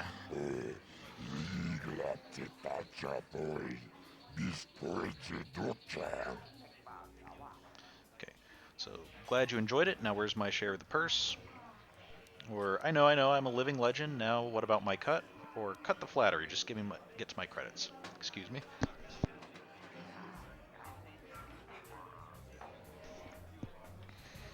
Okay. Yeah, glad you enjoyed it. So, I believe I get 10%. You've done well, stranger. I'm pleased. Very pleased. Here are your credits. Plus, I'll give you Bendak's blaster pistol as a sign of my appreciation, or as a bonus.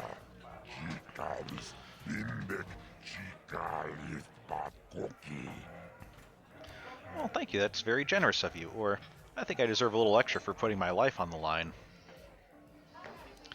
I think best just to accept the generosity that he's offering us, especially since I think he said in our initial conversation that he never makes exceptions to the 10% rule. So throwing in a blaster is already pretty generous of him. Thank you. It's very generous. Everyone will be talking about you now, stranger. They're all gonna know you were the one who killed Bendak Starkiller. You're famous now. Alright. Got some credits. We received an item, which I believe is Bendak's pistol. Let's see how it compares to our current pistol. Bendak's blaster. Ooh, 2 to 7. Okay. So, little less maximum damage, but guaranteed to do at least 2 damage. Ooh, it's upgradable too. That's nice. And it has an attack modifier of +1, so you can see we have a +13 bonus to hit, as opposed to +12 with the normal blaster. Okay. This blaster belonged to Bendak Starkiller, a duelist legendary on Taurus. It is a highly adaptable weapon and is definitely of better quality than any standard issue pistol. Okay, we'll head back to the hideout, see if we can upgrade it a little bit. I think we have a new standard. In fact, if I'm going to do this, if I'm going to have this weapon, maybe...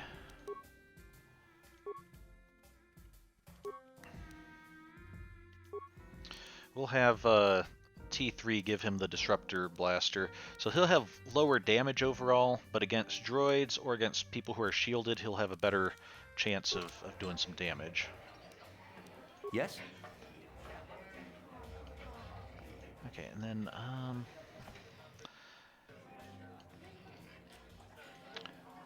we were supposed to play some Pazak. I think Garrick was the one who gave us his old deck, sold us his old deck, and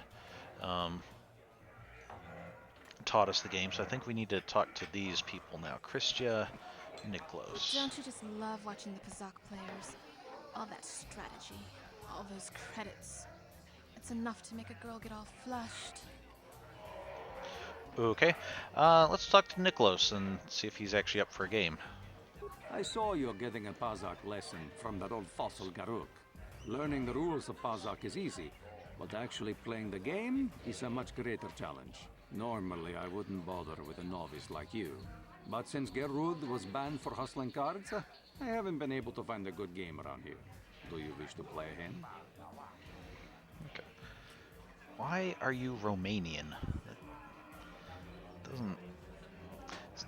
sounds a bit odd considering the rest of the... like, that's not an accent we've really heard from any other members of Taurus, but maybe he's just visiting from somewhere else. Okay, so who are you? Let's play. I want to ask you some questions, or not interested. Who are you? My name is Niklos. I'm the unofficial champion of the Pazak circuit here on Taurus. If you don't mind losing your wager, we could play a few hands. Okay, let's play.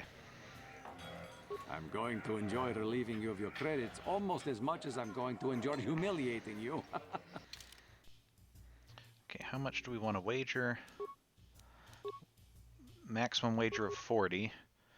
We have 3,691 credits. Okay, let's just go ahead and wager all of it, I guess. Okay, so this is our side deck. Since we have a plus or minus one, it's almost always best to... I mean, the plus and or minus one's always better than just a straight up plus one or a minus one, so... instead of a two plus twos, let's have a plus two and a minus two.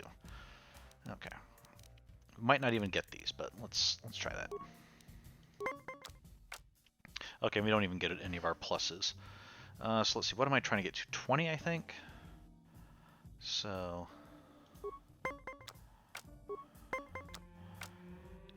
Okay. All of these are quite high. I'm a little disappointed we don't have anything lower. So we're going to have to be very careful. Could get to 17 and stand, but we'll risk one more. Okay, we can't add to that, so we'll just have to stand at 18. Still better than if we had played a plus 5 last time. Okay. That was unfortunate. 15, okay, we can... How do we...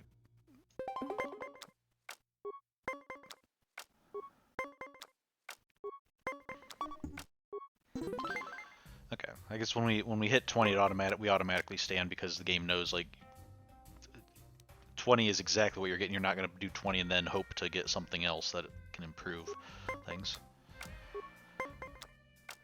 Okay, it's 10. Okay, let's go to 19 and stand.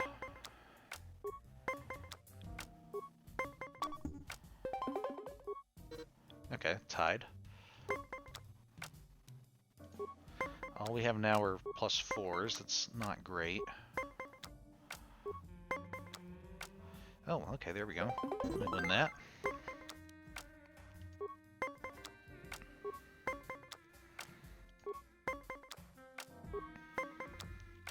Oh, we can get 20 here. Okay.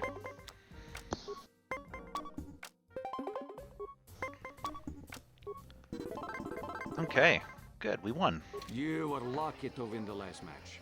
But luck is no substitute for skill in Pazak. If you are foolish enough to play me again, I won't repeat the mistake of underestimating you. You think it was luck? Let's do it again. Let's play. I want to ask you some questions. Sorry, I'm not interested right now.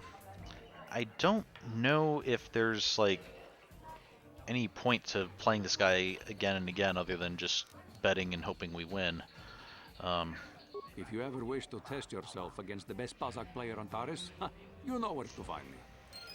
So we'll leave for now. Maybe if I find out that it's like, oh, if you beat him 3 times, then he'll give you something, then maybe we'll try it out. But until then, everybody leveled up. But first, let's head back to the hideout.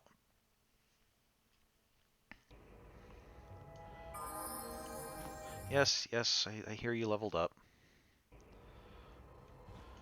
I want to check out the workbench.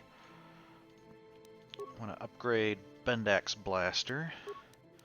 Oh, wow, we can upgrade a lot of stuff. So we can give it a hair trigger, and that'll give us an extra attack bonus. That's nice. We can have a beam splitter, which will do 1 bonus energy damage. Okay, bringing it from 3 to 8, the range. Okay, an improved energy cell, which will give it an additional +2, so from 5 to 10. Very nice, and a scope, which will increase its attack bonus by 1. So, all right, this is turning into a very nice blaster. Interesting that it has the little spinning model here, and adding and removing these things doesn't seem to visually change it at all, so it's interesting that it's showing us what we're upgrading, but we don't actually get to make any visual changes to it. But okay, yeah, give me one of everything. And we actually have a very nice item now. I mean, it was decent before, but now this is probably, I think it's almost certainly the best item we're going to get on this planet. And we'll see how long it is before we end up replacing it. That's right, you guys leveled up. So let's... all you're doing is just adding some skills. Okay, we can do that. Droid upgrade class 2. I would like to see a description on that. As a droid gains experience, its programming becomes more adaptable to new situations. This allows it to accommodate more sophisticated upgrades. Droid upgrade class 2 allows the use of level 1 and level 2 upgrades. Okay. And Bastila is leveling up.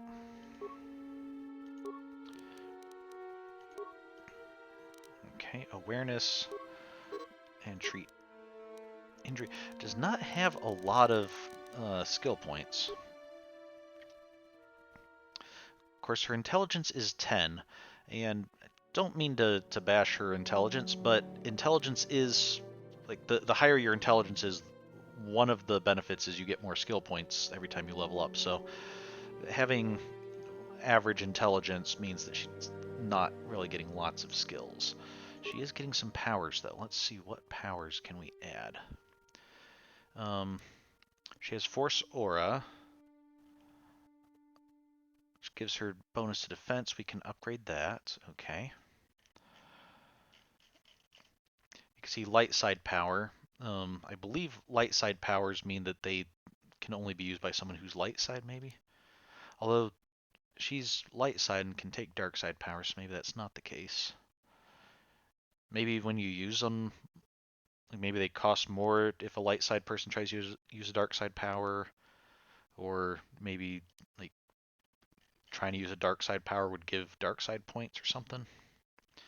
Not sure. Anyway, we're not going to give her dark side powers. So either we can upgrade Force Aura to Force Shield, or we can give energy resistance that absorbs damage from sonic, fire, cold, and electrical attacks for 120 seconds. So basically kind of a weaker, well,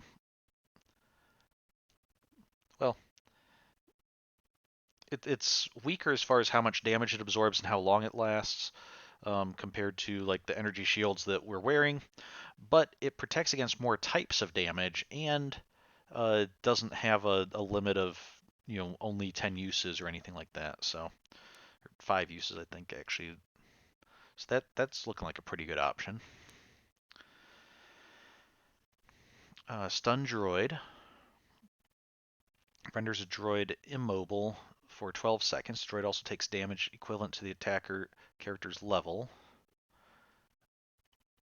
Okay, successful fortitude save. Negates the stun and reduces damage by half. Okay, that might be decent if we face droids.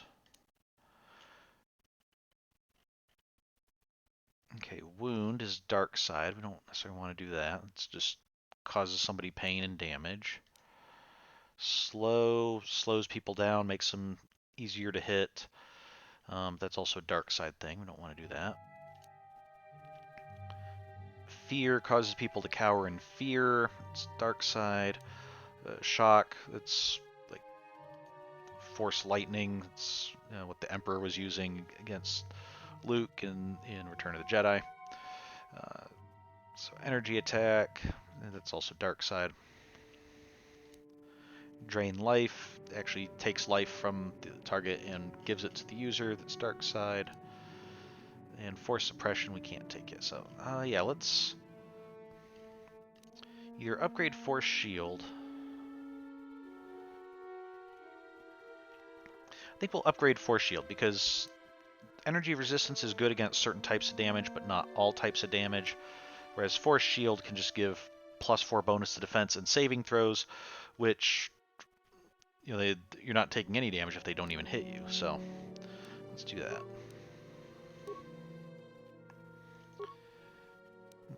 Also, one thing I've noticed from a kind of a story standpoint is interesting that the light and dark meter is not, you can see it jumped a little bit when we went here. We're actually more light than Bastila is, which is actually kind of troubling considering she's supposed to be a good Jedi, but she's still pretty light.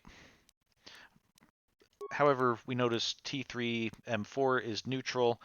I don't think this is meant to suggest, in the case of T3 specifically, I don't think this is meant to suggest that he's sketchy or like that he could potentially go on, killing people or stuff.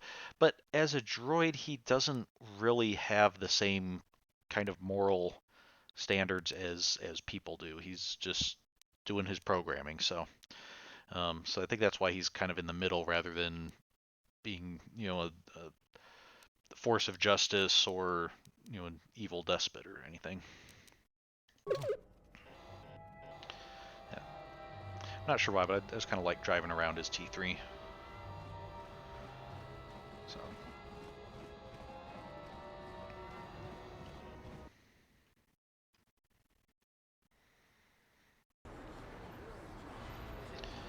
Okay, let's see. I think next we'll head over to the Sith base and try to get in there. I think we'll try to get in there. We'll get the codes, and then we'll head to the Undercity and like turn in bounties and stuff before finally meeting up with Canderous and figuring out how we're gonna get off Taris. Not sure if we'll be getting off Taris in an hour, but we should be getting pretty close. And maybe we'll. I think a lot of it will depend on how big the Sith base is. If it's a simple in and out mission, or if it's a full-blown search everywhere and fight everything. Have we seen? Did we see this before or comment on it? These screens here above the door, they almost look like grenade icons. Like the way grenades look in the Star Wars universe.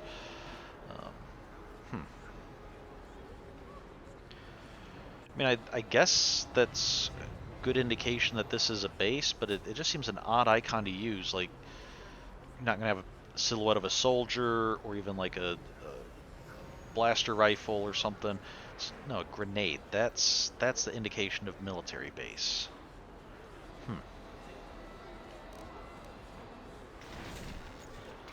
Okay, wow. I didn't even click anything. Just got close to the door and T3 didn't even hesitate. Just immediately, oh, there's a lock, let me open it. Guess that's why he's... Hey, you can't come in here. This is a restricted area. You better tell me what you're doing or I'm going to hit the alarm. Okay, we want to be careful because if she hits the alarm, that'll probably cause guards to come out and stuff. Oh, the grenade icon on her computer as well.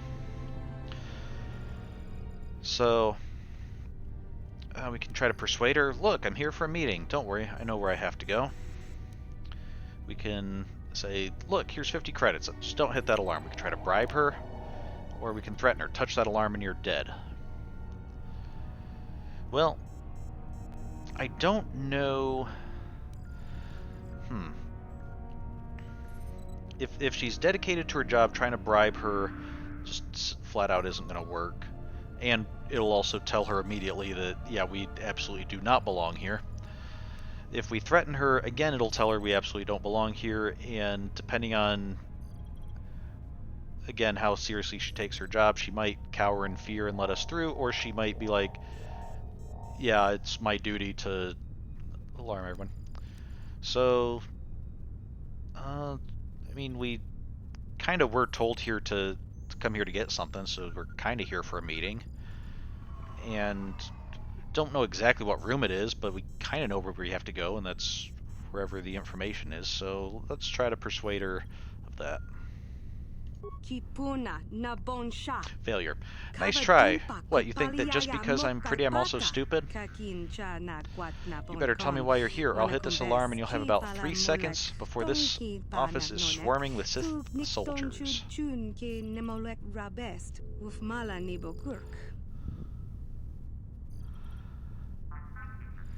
Okay, so again we could try to bribe her. Say, touch that alarm and you're dead. Or don't hit that alarm, I don't want to have to hurt you. Let's go with that option. I really don't want to have to hurt you, but if you decide to fight us, that's kind of going to be what has to happen. So yeah, don't hit it, and nobody has to get hurt. Don't shoot, I just work here. I never wanted any part of this.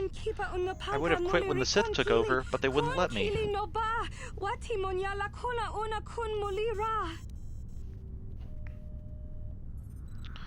Okay, so okay, get out of here and I'll let you live, or you're in the wrong place at the wrong time. It's bad luck, but I still have to kill you. I mean, besides just being vile in itself, the fact that we're like, hey, I don't want to have to hurt you, just don't press the button, would seem particularly cruel if then we were like, okay, yeah, but I'm going to kill you anyway. No, we're, yeah, get out of here, don't hit the button, and, you don't like the Sith any more than we do, so, let's just get out of here and forget you even saw us here. It's about time someone stood up to these Sith. Just do me a favor and wait until I'm out of here before you start blasting the place up. No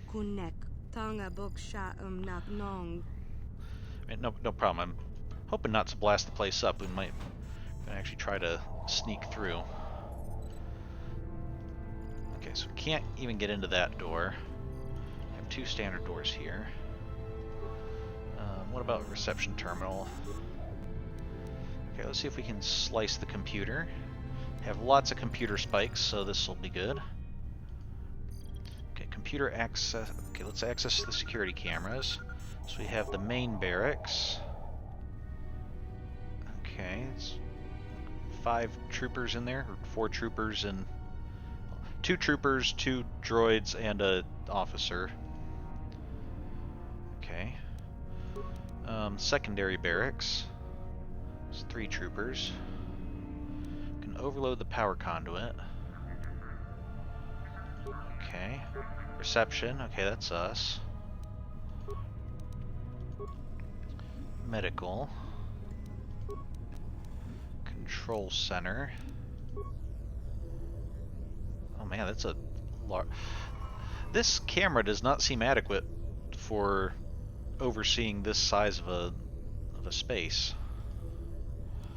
You would think something that large you'd want like a couple cameras at different angles. Elevator. Oh. Okay, that both looks very scary to face and very impractical to engineer. In case you can't tell by the angle, I believe that is essentially a one-legged hopping droid that has like 2 arms that it uses for some support and for attack, but the one-legged hopping thing, it's weird.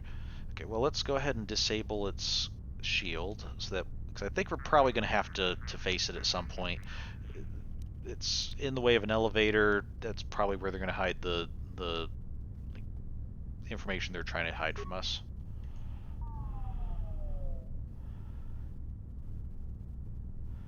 Okay. And we'll also go ahead and open the elevator. Perfect. Okay. And an armory. Okay. Armory looked like it had a couple blaster turrets in it, but we still might be able to take those out. An armory's probably got some pretty good weaponry in it for the military base, and it would probably be best to deny the Sith that weaponry if we can. So, system commands. If we had more computer spikes, we could turn take the turrets offline. We could take the sentry droids offline. Could hack the sentry droid's target filtering. Ooh, even better. Upload area schematics. Okay. Maybe we'll try to leave here and see if we can get some more spikes. Maybe the droid lady like sells spikes or something. Because if we had 10 more, we could take the turrets offline and update the sentry droid's target filtering, which would cause them to basically fight against the Sith. That could be useful. Okay, we don't want to overload the terminal, especially while we're at it, so let's return to the root menu and log out.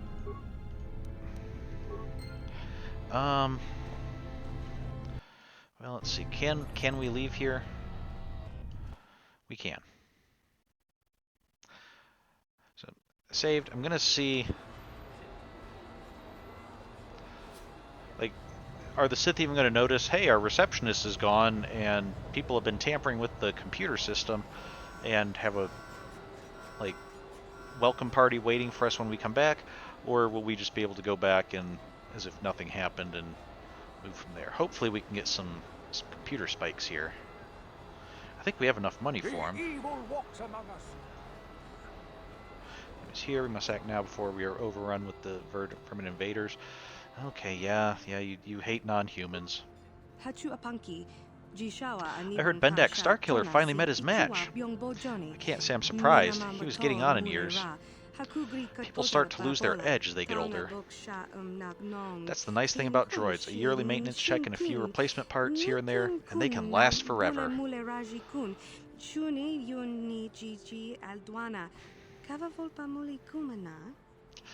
Do you bring every conversation back to why droids are superior to non-droids? Let me ask what you got for sale. My inventory is a bit limited because of the quarantine, but if you need anything to do with droids or computers, this is the place to shop. Well, I do happen to need computer spikes. Wow, 250 cost each, but we can easily afford that. We can also get droid light plating type 2.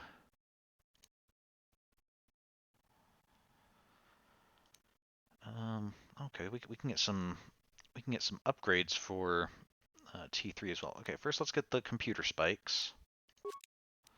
2, 3, 4, 5, 6, 7, 8, 9, 10. Okay, I'll check to make sure I have 10 just in case, but I think that should be good. Droid light plating. So I think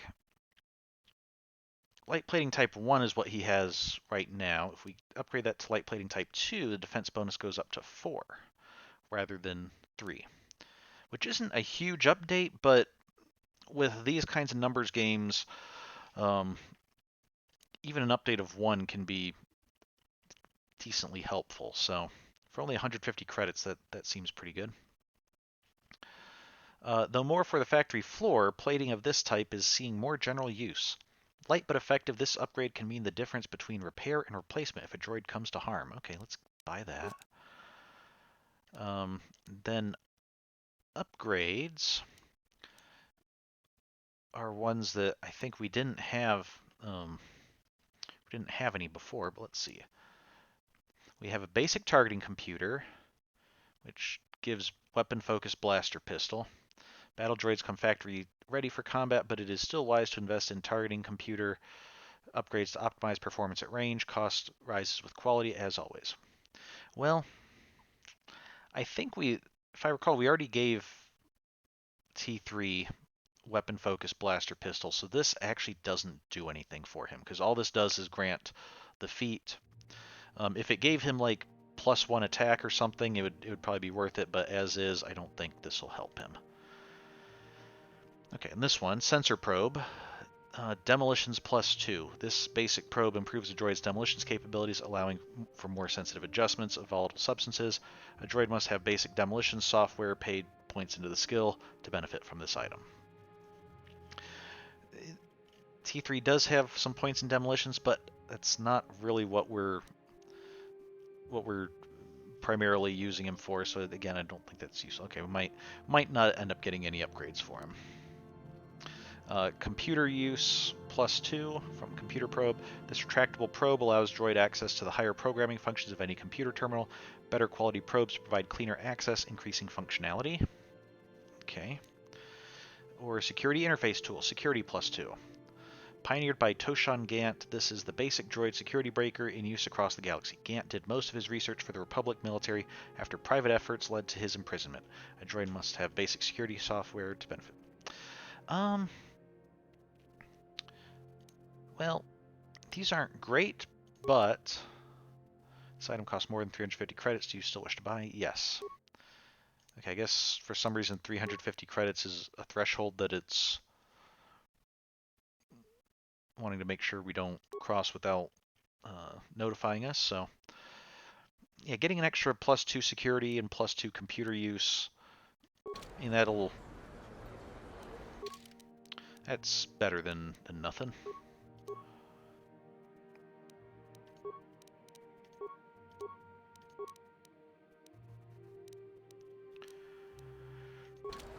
Okay, oh yeah, I was also going to check to make sure that our computer spikes. Okay, we have 10 computer spikes. That's what we need, so good. Thank you, Janice.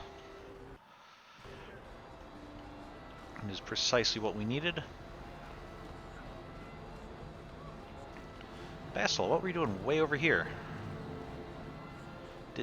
Did you get lost just, like, trying to follow us down pretty much a straight line? Because if so, that's actually rather impressive. Especially for a Jedi.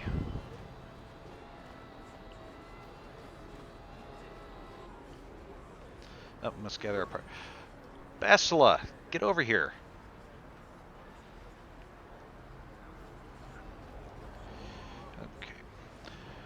I mean, we included Basila in the party because I thought like having a Jedi would be very helpful. It seems like we might have got a Jedi who has no sense of direction. Oh no, it's going to cost us an extra computer spike to hack in. Okay, let's go back to where I think we might have done it. Okay, I saved over here. Okay, apparently, so. Okay, that's...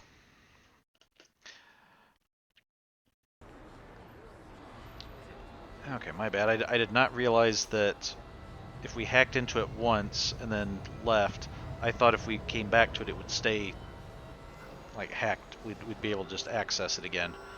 But we are going to need an additional computer spike.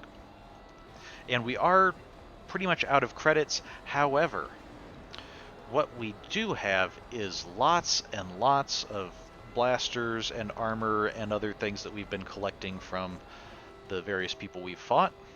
So let's see if Janice will... Back again, I see. Well, I've never turned a potential customer away yet. You interested in seeing what I have in stock? Yes, let's show our sell list. And like heavy combat suits, we can sell them 40 each. Okay, military suits, 60 each. Okay, those vibro blades are not for sale. Those are going to be BODARs when we get a chance to give them to them. Extra blaster pistols, sell. Heavy blaster pistols. Okay, okay, we're definitely not selling Zalbar's bowcaster.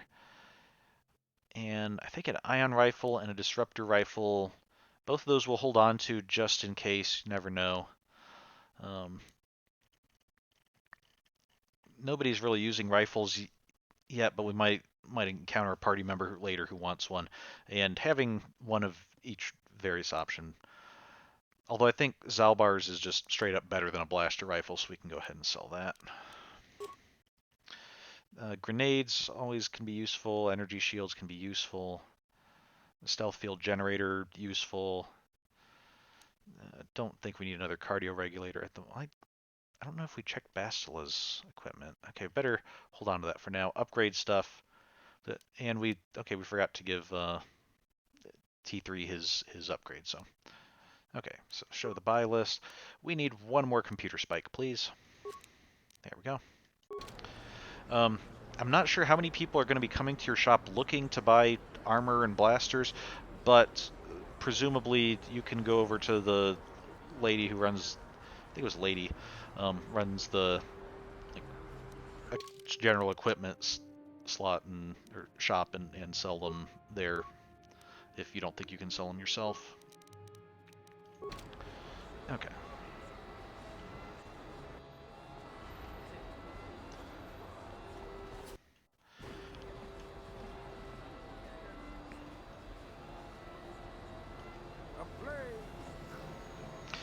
Bastila, this way.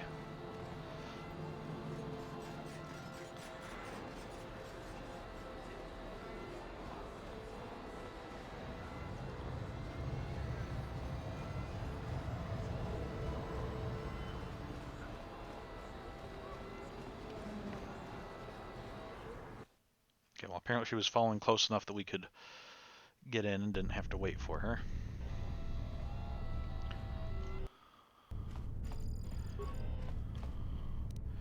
Okay, good. 11 computer spikes, so this. Let's take the turrets offline. And let's hack the sentry droid's target filtering. And then back out.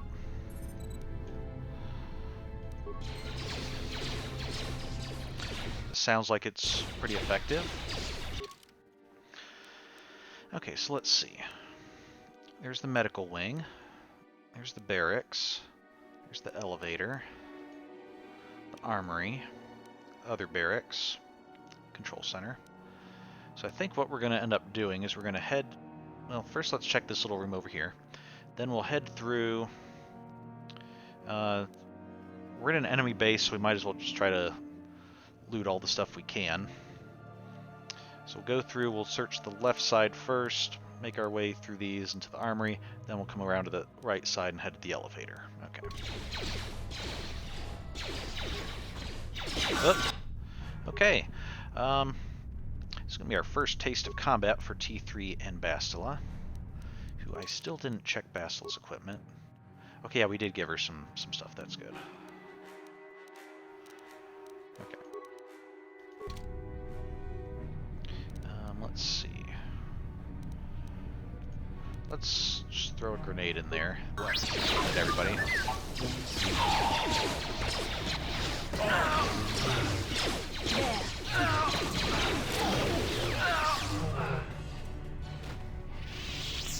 Okay, not bad. T3 got banged up a little bit. I think most of that was they threw a grenade at us.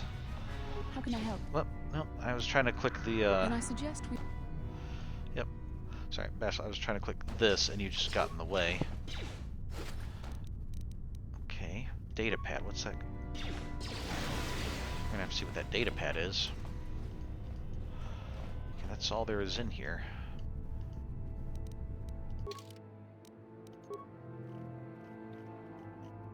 Now let's just go show new items. Datapad.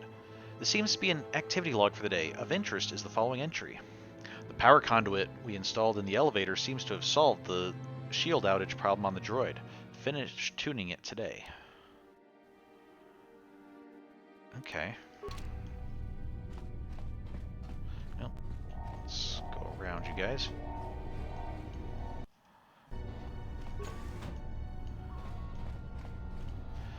It sounds like whatever's been going on is done, so...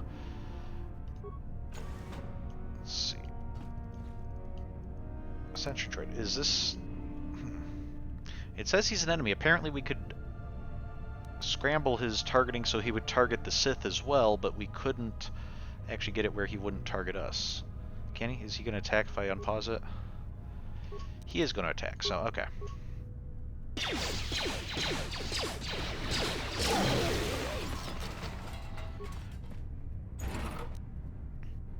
Okay, a computer probe, energy shield level 2, droid light. Wow. Probably didn't need to upgrade stuff. Looks like we're just gonna start getting some droid items in here. Oh, let's see.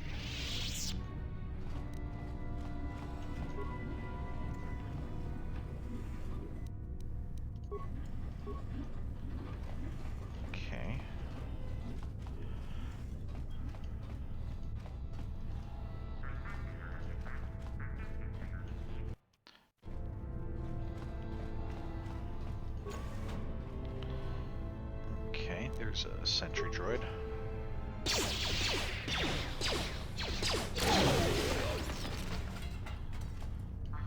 Okay, don't. Okay, I was afraid Bastila or T3 was just going to run right through the mine.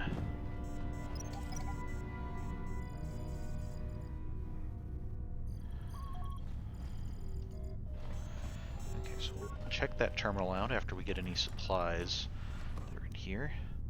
A repair kit, okay. It's good. Repair kits are like med packs, but for droids. It's good now that we have T3 in our party. And we are at a computer spike, so don't know if that would offer us any other options that the reception terminal didn't. I would assume that a security terminal would be a little bit different, but I guess you never know.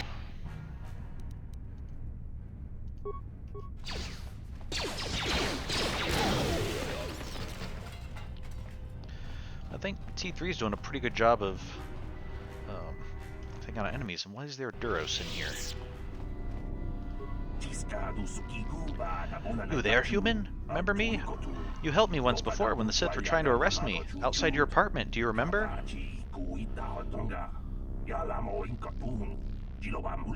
Are you there, human? Right, I remember. He was the guy when we walked out of our apartment. He and his buddy were getting harassed by the Sith. We fought them, and then he was like, okay, thanks for helping me. I'll make sure the bodies are disposed of so the Sith don't come asking questions. So yeah, I remember you. I am in need of your help once again. The Sith are going to execute me for removing the Sith corpse from your apartment complex. Please help me get out of this cage. Okay, how do I get you out? What's in this for me? Or I think I'll just leave you there. No, just tell me how to get you out, and I'll help you out. We're kind of raising havoc here in the Sith compound anyway. What's a little extra between friends? So switch all the panels on the wall to the red off position, and I will be released. It is not as simple as it sounds. Switching a panel will also switch the panel beside it.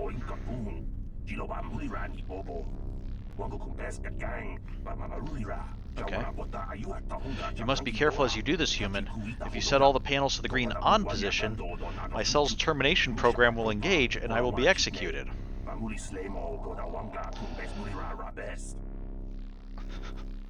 Okay, so the Sith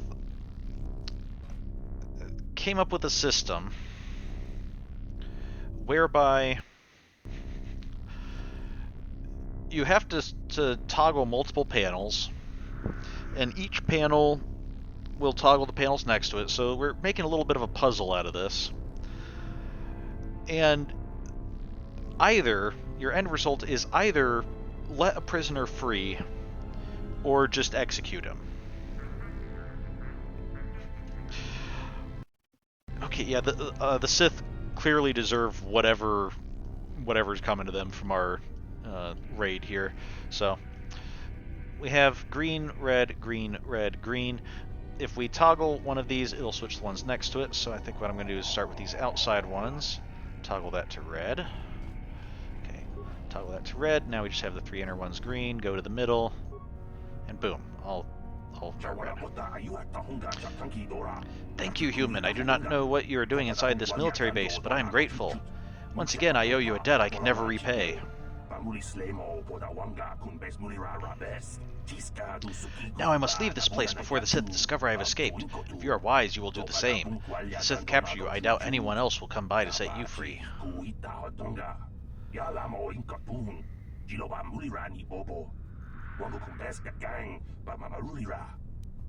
No, it's okay. We've got a Jedi here. If we were in prison, she would just like force push all the panels to be the correct thing or something.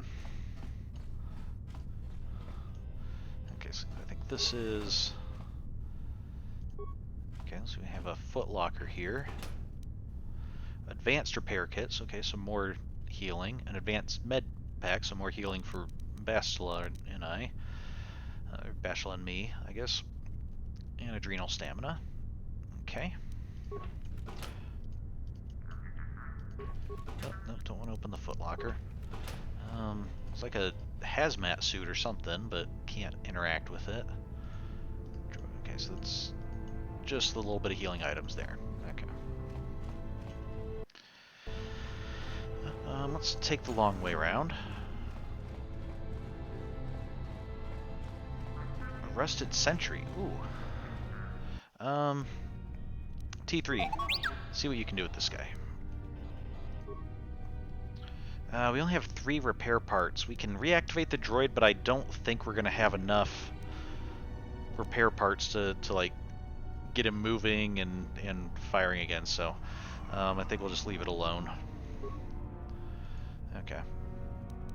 Yes? I guess we should probably, when we go to shop, start buying more repair parts and computer spikes so we can do more stuff like that. Okay, great. Reason I'm saying great is we have this mine right here. I'm pretty sure I'm going to start firing at these guys. T3 might move forward and start firing at him. Bastila is probably going to charge right through this mine, but oh well, she's a Jedi if she can't sense the danger in walking through a very visible minefield. I guess that's really on her, so.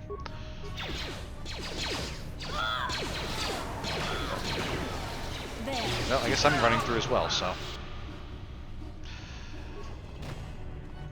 Automatically had me run through because I changed targets and had to run to get closer. Okay, there's still somebody left, so I will go ahead and use this advanced healing pack.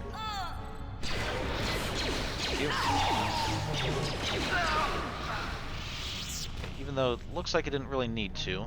I'm gonna level up, so nothing here. No, Bastila, get out of the way, please. Thank you. Okay. Some remains. We got some credits. There's a security terminal. Okay, we'll check that out in a moment. Some other remains. Frag grenade and a med pack. Good. Okay. Nope, we still have to hack it. Okay. We don't have any computer spikes. I was hoping maybe being like in the security, in like the main room, that it would already be logged in or something, but we're not so fortunate.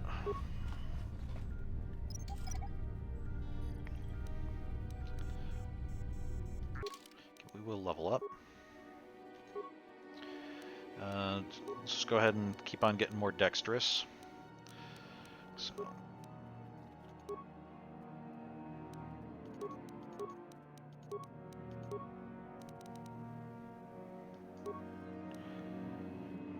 Okay, we'll save those, yes. New feats, what are we going to get? Okay, we can...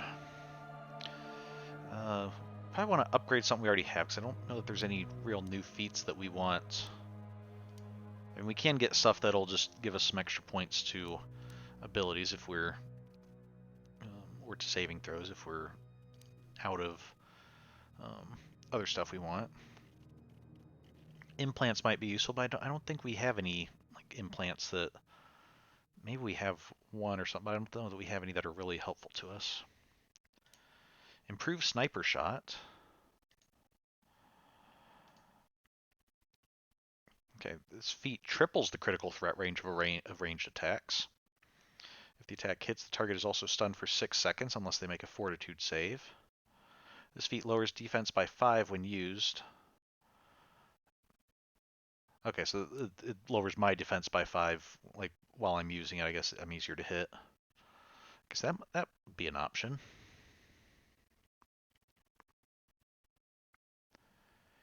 I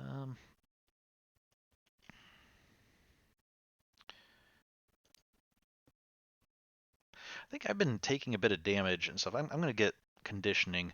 Provide +1 bonus to all saving throws reflecting the character's excellent physical conditioning, because that'll help us if we run through, if somebody throws a grenade at us, if we run through mines, if they use a special ability against us, that helps in all those situations if we're making saving throws. So go with a little bit of a defensive option there. The sniper shot is decent, but I think we're not doing terrible on damage at the moment, and I think incoming damage is more of a danger, so constantly using that and getting, dealing with having lower defense, we'll take more damage doing that, and we can go without it. So.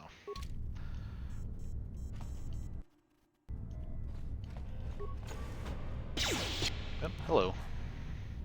And then I say as I immediately go back to using sniper shot. Okay.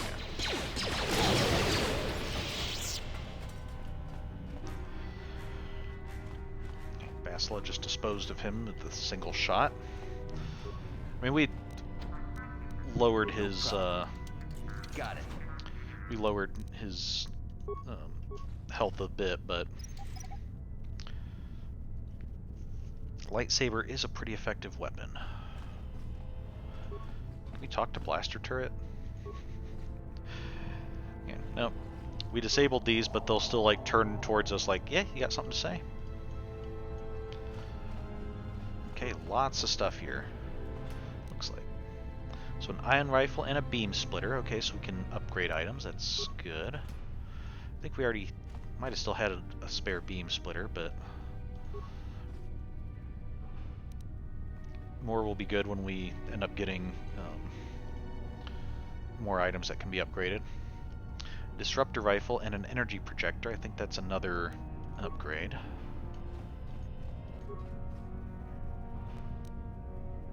Concussion grenades, sonic grenades, and frag grenades. Shield disruptor and a flamethrower. Ooh, that might be useful. Looks like that's an attachment for T3, similar to the shield disruptor.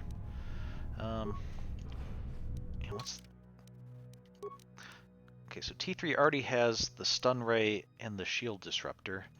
What does the flamethrower do? 10 uses, 30 points of heat damage.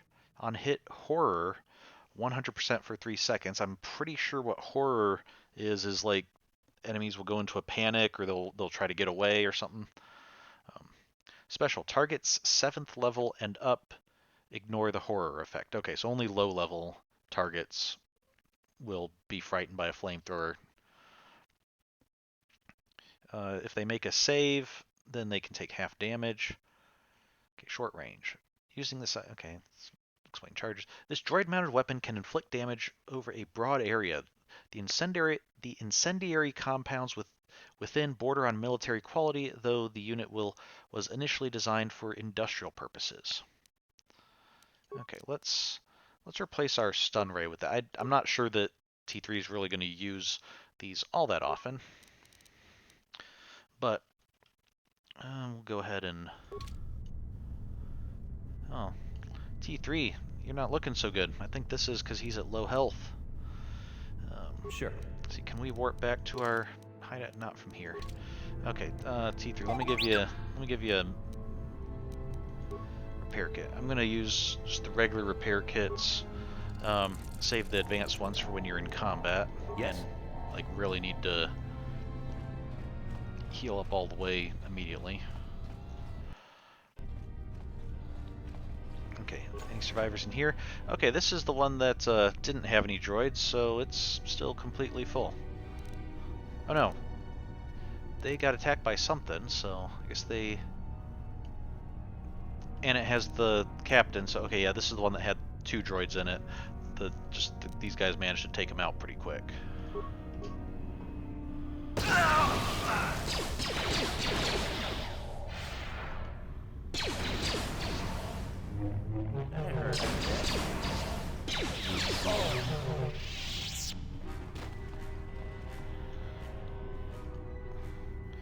Oh, T3, you're injured again.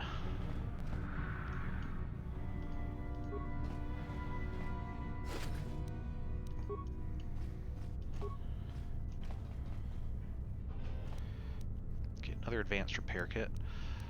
Okay, advanced med pack and adrenal strength. Okay, yeah, T3, I guess we'll go ahead and give you another repair kit. Okay, go ahead and take another one. Yes?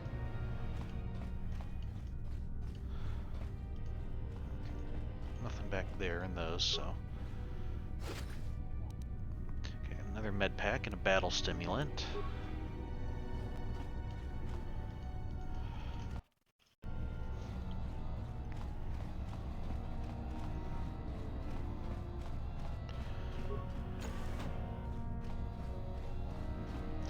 I guess another advantage of bringing Bastila with us is it makes it at least a little bit more believable that we're storming a military compound.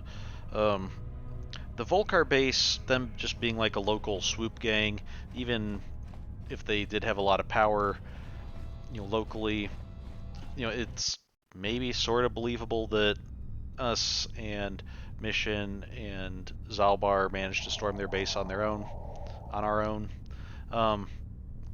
With this being a military compound, it would just be even more embarrassing if it were just like, there's a few random thugs that just took out the entire base. You cannot win there. Having a Jedi, that's at least a little bit more believable.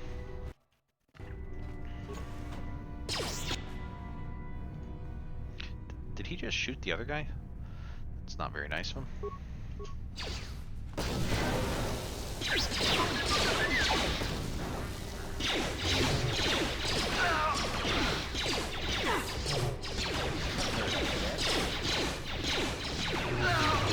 So be it.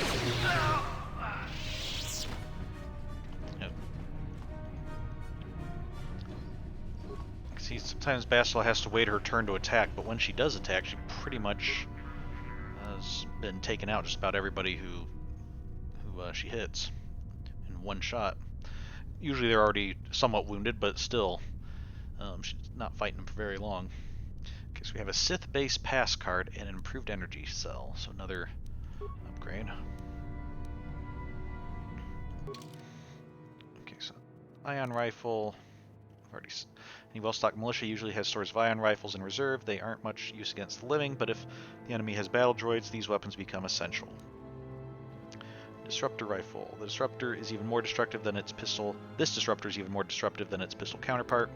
It's outlawed on just as many worlds. Disruptors reduce solid matter. Okay. We already know that from the pistol. Grenades we've seen before. It's just showing that we have more of them. Adrenal stamina gives us additional constitution. Adrenal strength. Side effects are considered minimal. Stim bonuses that affect the same statistic do not stack.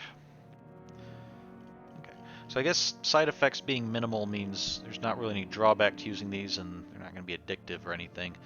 Still, there's just something about performance-enhancing drugs, and I like to stay away from them unless we absolutely need them, if it's a life or death situation. Vitality up, attack up, and damage up. Okay, that's a pretty good one. Enables the user to better absorb damage and focuses the mind on the fight, improving the ability to hit. Okay. Med packs, repair kits, mines. Okay, upgrades. Sith base pass card. That's what I'm looking for. Okay. A standard ID card for Sith troopers. Okay. While we're here, let's go ahead and upgrade to Energy Shield level 2. Upgraded from the basic portable Energy Shield. These units are marketed to companies and governments that keep large standing forces of combat droids. The power drain is significant, however, and they must be replaced regularly.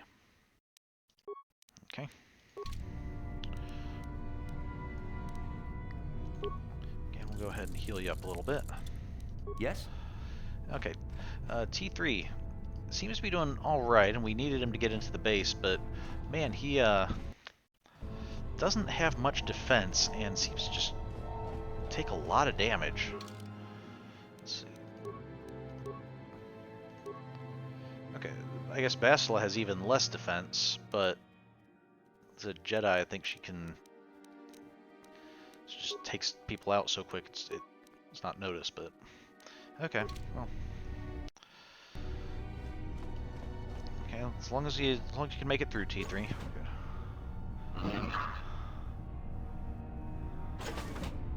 Uh-oh. Door behind us locked.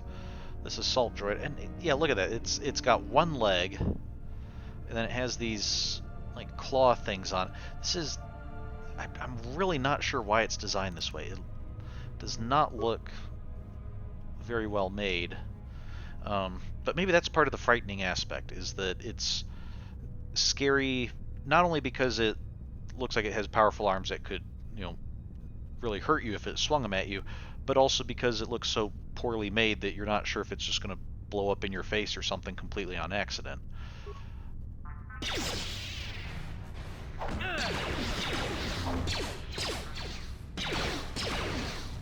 Okay, I'm going to get out of melee range so that it's... Oh, party member down. Oh, Basla got taken down.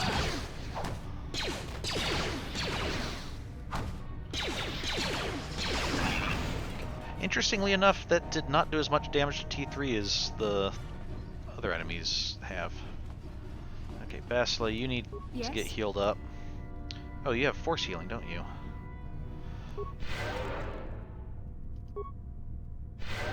So, Basla has force healing, which she can use her force abilities here, and has this blue bar that's like her force points or something. And every time we use it, those go down, but those regenerate over time. So, can I use this on me, or does it only affect her? Like, if I click me, can she use it on me, or is she only curing herself? Let's see when she gets enough force points back. And since we're not often playing as Basla, we're just letting her be the meat shield. She's not really using her force abilities much, so it's okay if we drain her force points and then let her, regain them over time. Oh, it said 0. I was already at full health. That's right. I think maybe this just heals everybody in the party. That's nice. What? We'll have to remember that. With Basla, we get some free healing between rounds, although it doesn't work on droids. Which kind of makes sense. The way that she's healing is not something that she's not going to be able to repair a droid. She's just healing like biological functions or something. I think this transformer is because we saw the note that they siphoned off some energy to let the droid shields be able to stay active or something. I'm wondering if we hadn't disabled its shields, maybe we'd be able to like attack that to take down the shields or something. But oh no. Okay, well, let's see if we can get this going again.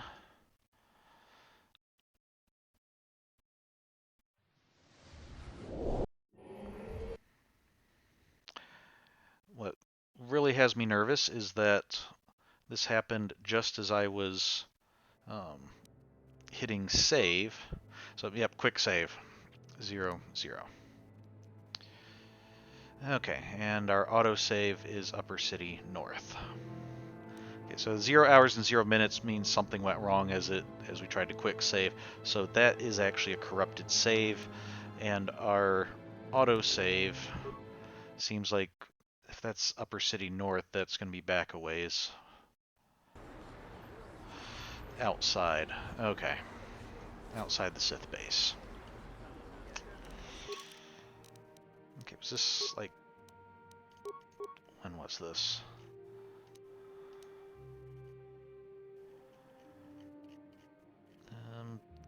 We had 10 computer spikes. Okay, I think this was when we went to go get an 11th computer spike. Okay, I think we're gonna call it there. I could go and redo all this, but I think what I'm gonna do is, as I said, I think the Nintendo Switch version of this game, from what I've seen, from what I've been able to look up, doesn't seem like it has stability issues, and being made for the Nintendo Switch, or being made to port for the Nintendo Switch, it has the right outputs and graphics options and everything, without having to jump through the hoops that I'm doing to get this thing to run properly.